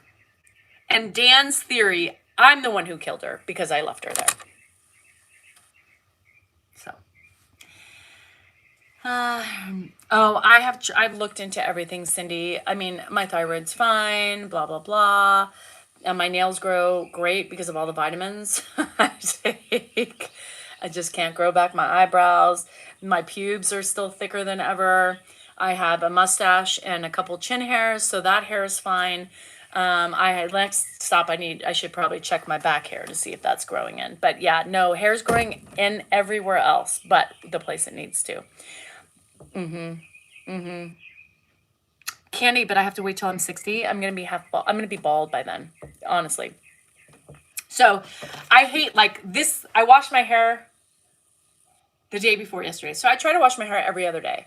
And the day before, I try not to wait 3 days because the 3 day hair fallout, if you're not washing it, is god awful. So when you see your hair fall, because we lose hair every day, but mine's typically clipped up. I'll brush it, but I lose a couple strands when I'm brushing it. But when you don't wash it and do all those things, all the hair fallout is still falling out, right? Whether you want to or not, it's still falling out. So when you wash your hair in the shower, after 3 days, you get 3 days worth of hair loss. So it looks so much more worse. So I'm trying to like understand, like, it's not just one day. That is 3 days worth of hair. But yeah, it's hard. It's still hard. Go green. Yeah. This is my friend who's in Michigan sent me all this. Yeah, poor Dan. And Dan doesn't, it's just, God, it's such a labor of love. I mean, she just upset me this morning. She was broken. Oh well, it is what it is. With all that you have going on, estrogen levels at this age are so fucked up. They are so fucked up, Danielle. I went off the pill 2 months ago. And I have a progesterone only IUD, and I have a patch. I have my little handy dandy, and you just feel so dirty all the time because of that. So I have a patch now, which is good because I'm going down on my estrogen. It's not as high as it was, but at the same time, it took me, I tried the lowest patch. That was not enough. So this one I think finally has evened me out, which is fine. And so, yeah, I'm trying. It's hard. Who's more hair, me or the cat? Probably the cat. But, I think the same thing. My menstruation has gotten longer too. I haven't menstruated though in 2 months since I've had my IUD. So praise the Lord and everything that's holy. Like if I don't bleed for the rest of my life, I will be so happy. So it just so excites me that I haven't bled. I shouldn't have put that out in the universe because now I'm gonna bleed. I did a mastectomy at 23 and I'm 45 straight back. And Danielle, I'm so sorry. Love the gel. Oh, yeah. The patch hasn't. It's been fine for me. It's horrible. It's horrible. You just. I mean, I'm 51, girl. So it literally got bad. I really started going downhill at 48, and then 49, and then fucking 50 hit me like a freight train, and now 51. I'm like, what the fuck? My eyesight is changing again. I mean, I can't keep up with this. I mean, this bitch needs to figure out what she's doing and for how long this is going on. Like at some point, you can't just continue to lose your hair for 20 years. Like at some point, like your hair should just say, okay, I think we punished you long enough, right? Fine, eyebrows, I can tattoo that shit on. But I don't want to wear a wig. I mean, I don't want to wear a wig. Right? And what about this like midsection and the change in the gut and the side, the eyes started, and the shit that shakes like when I'm walking, and I feel my sides shaking, I'm like, what the fuck? I never had that. Even when I was big, even when I was heavy, I never had the tire shit on the side. Now I walk and I feel it. I'm like trying to pull up my pants. Like remember back in the 80s where everything was high here and then we, whatever, and try to tuck in whatever flap we've got going on down there. I mean, it's horrible. It's horrible. Men just don't understand the pain that we go through. And then they're like, hey, baby. And we're like, yeah, fuck off. I don't feel like myself. My body is betraying me. And my pain hurts. I don't want to ride that fucking donkey.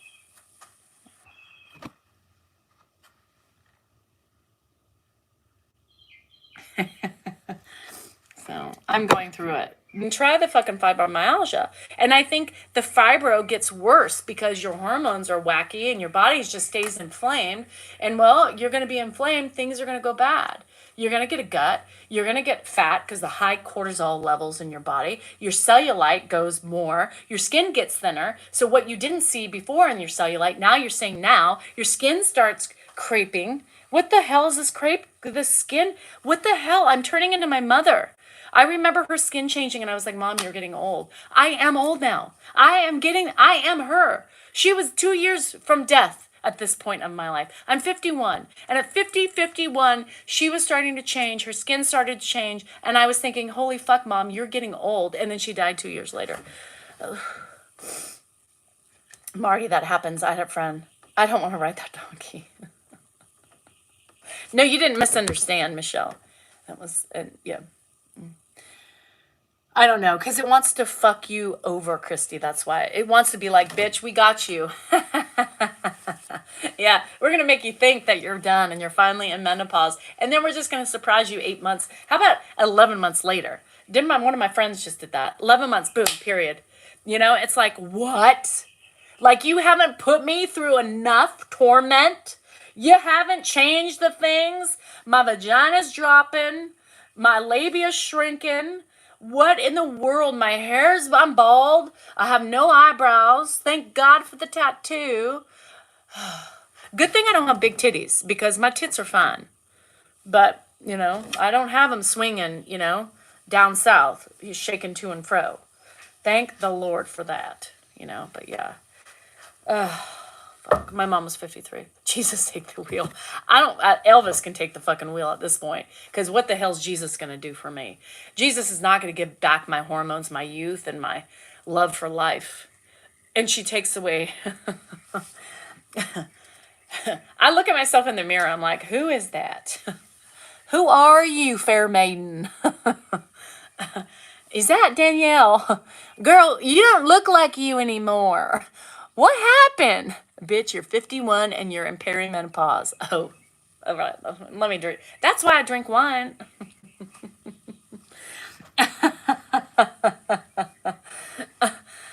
I don't want to be old. I'm old, you guys. I'm 51. I'm closer to death than I've ever been before. Again, my mom died at 53. Do I have 2 years left? And if I have 2 fucking years left of my life, then YOLO, and I'm going to drink 2 bottles of wine today. Oh, it was your saggy balls? I felt something cold on the back of my leg. Hey, girl, your saggy what? Buns.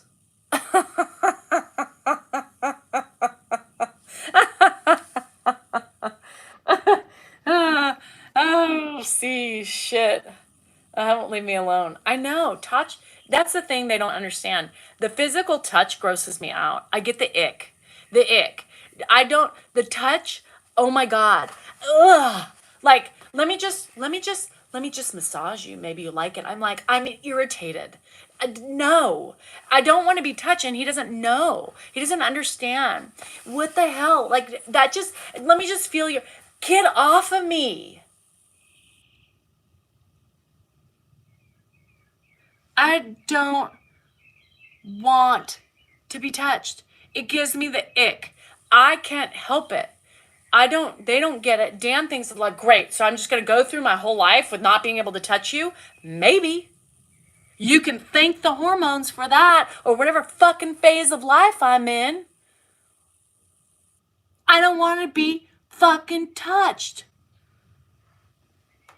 I don't want sex. If I want it, I know I can ask you. Leave me alone. Don't touch me. I mean, we can do a quickie when you don't piss me off, but that's it. I can't do anything but lay there like a lump fish. Dead fish. Fish out of water. Take her how she is. Don't touch, don't look, and just hold yourself up. Because I don't want to feel anything other than the pain where it belongs.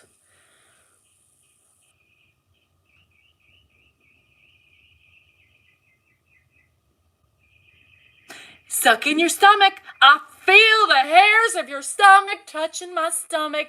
Get off. Do you want to finish? Because I said no touching. You had 1 part permission to touch. That's it. Yeah. I don't even want to touch myself, girl. I don't even want, I know myself. I want you to love me when I feel. No, I don't even want to wash myself, let alone touch myself for pleasure. I'm not looking for pleasure. The only pleasure I'm looking for is to sit my happy ass down at a slot machine with a glass of Sauvignon Blanc or 2 or 3. That is my pleasure in life. Period. Done. End of story. And vibrators don't irritate you. I mean, I guess it's irritation if they're not. I don't know. Because Dan, like, if I had a vibrator, can we say that on here? If I had a bob, you know, here's the thing. Dan would be like, ooh, what's this doing in your drawer? Like, can we use it together? No. I can't have anything in here. No. No.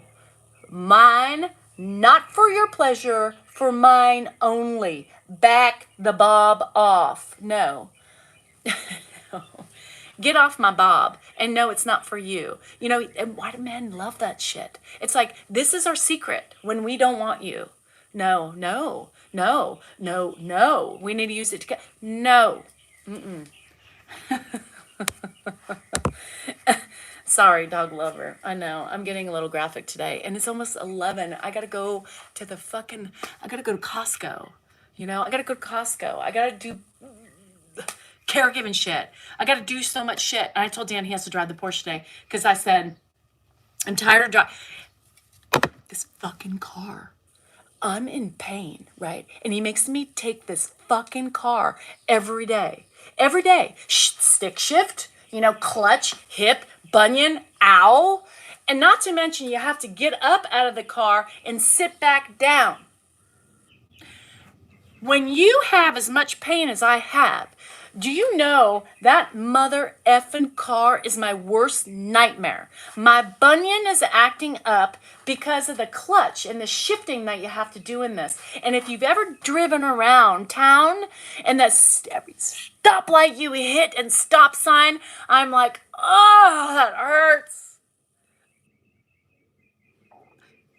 I was so tempted to take this motherfucking car right into the dealership and say I'm done and come home with something easy for me to fucking drive.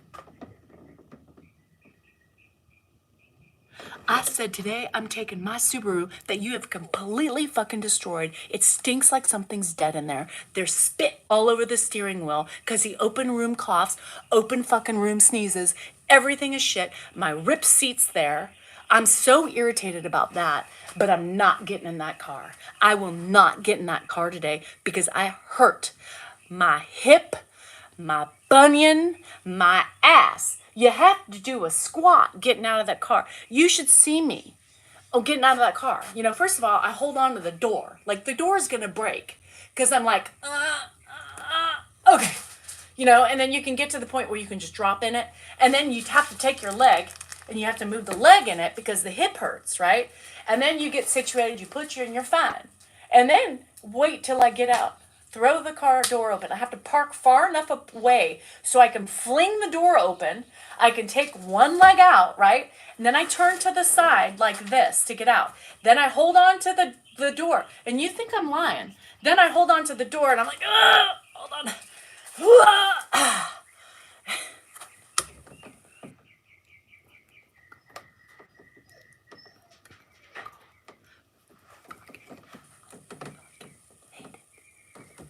I know why he doesn't drive it. Because he can't get in and out of it. It's not feasible for the old fucking body, especially the fibromyalgia body, you know, and there's no computer shit, right? So you're like, my neck hurts and I'm like craning to the, you know, so I'm like, I can't see. Guess I have to use my, and then it's so low, you can't, like, yeah, it's not, I can't.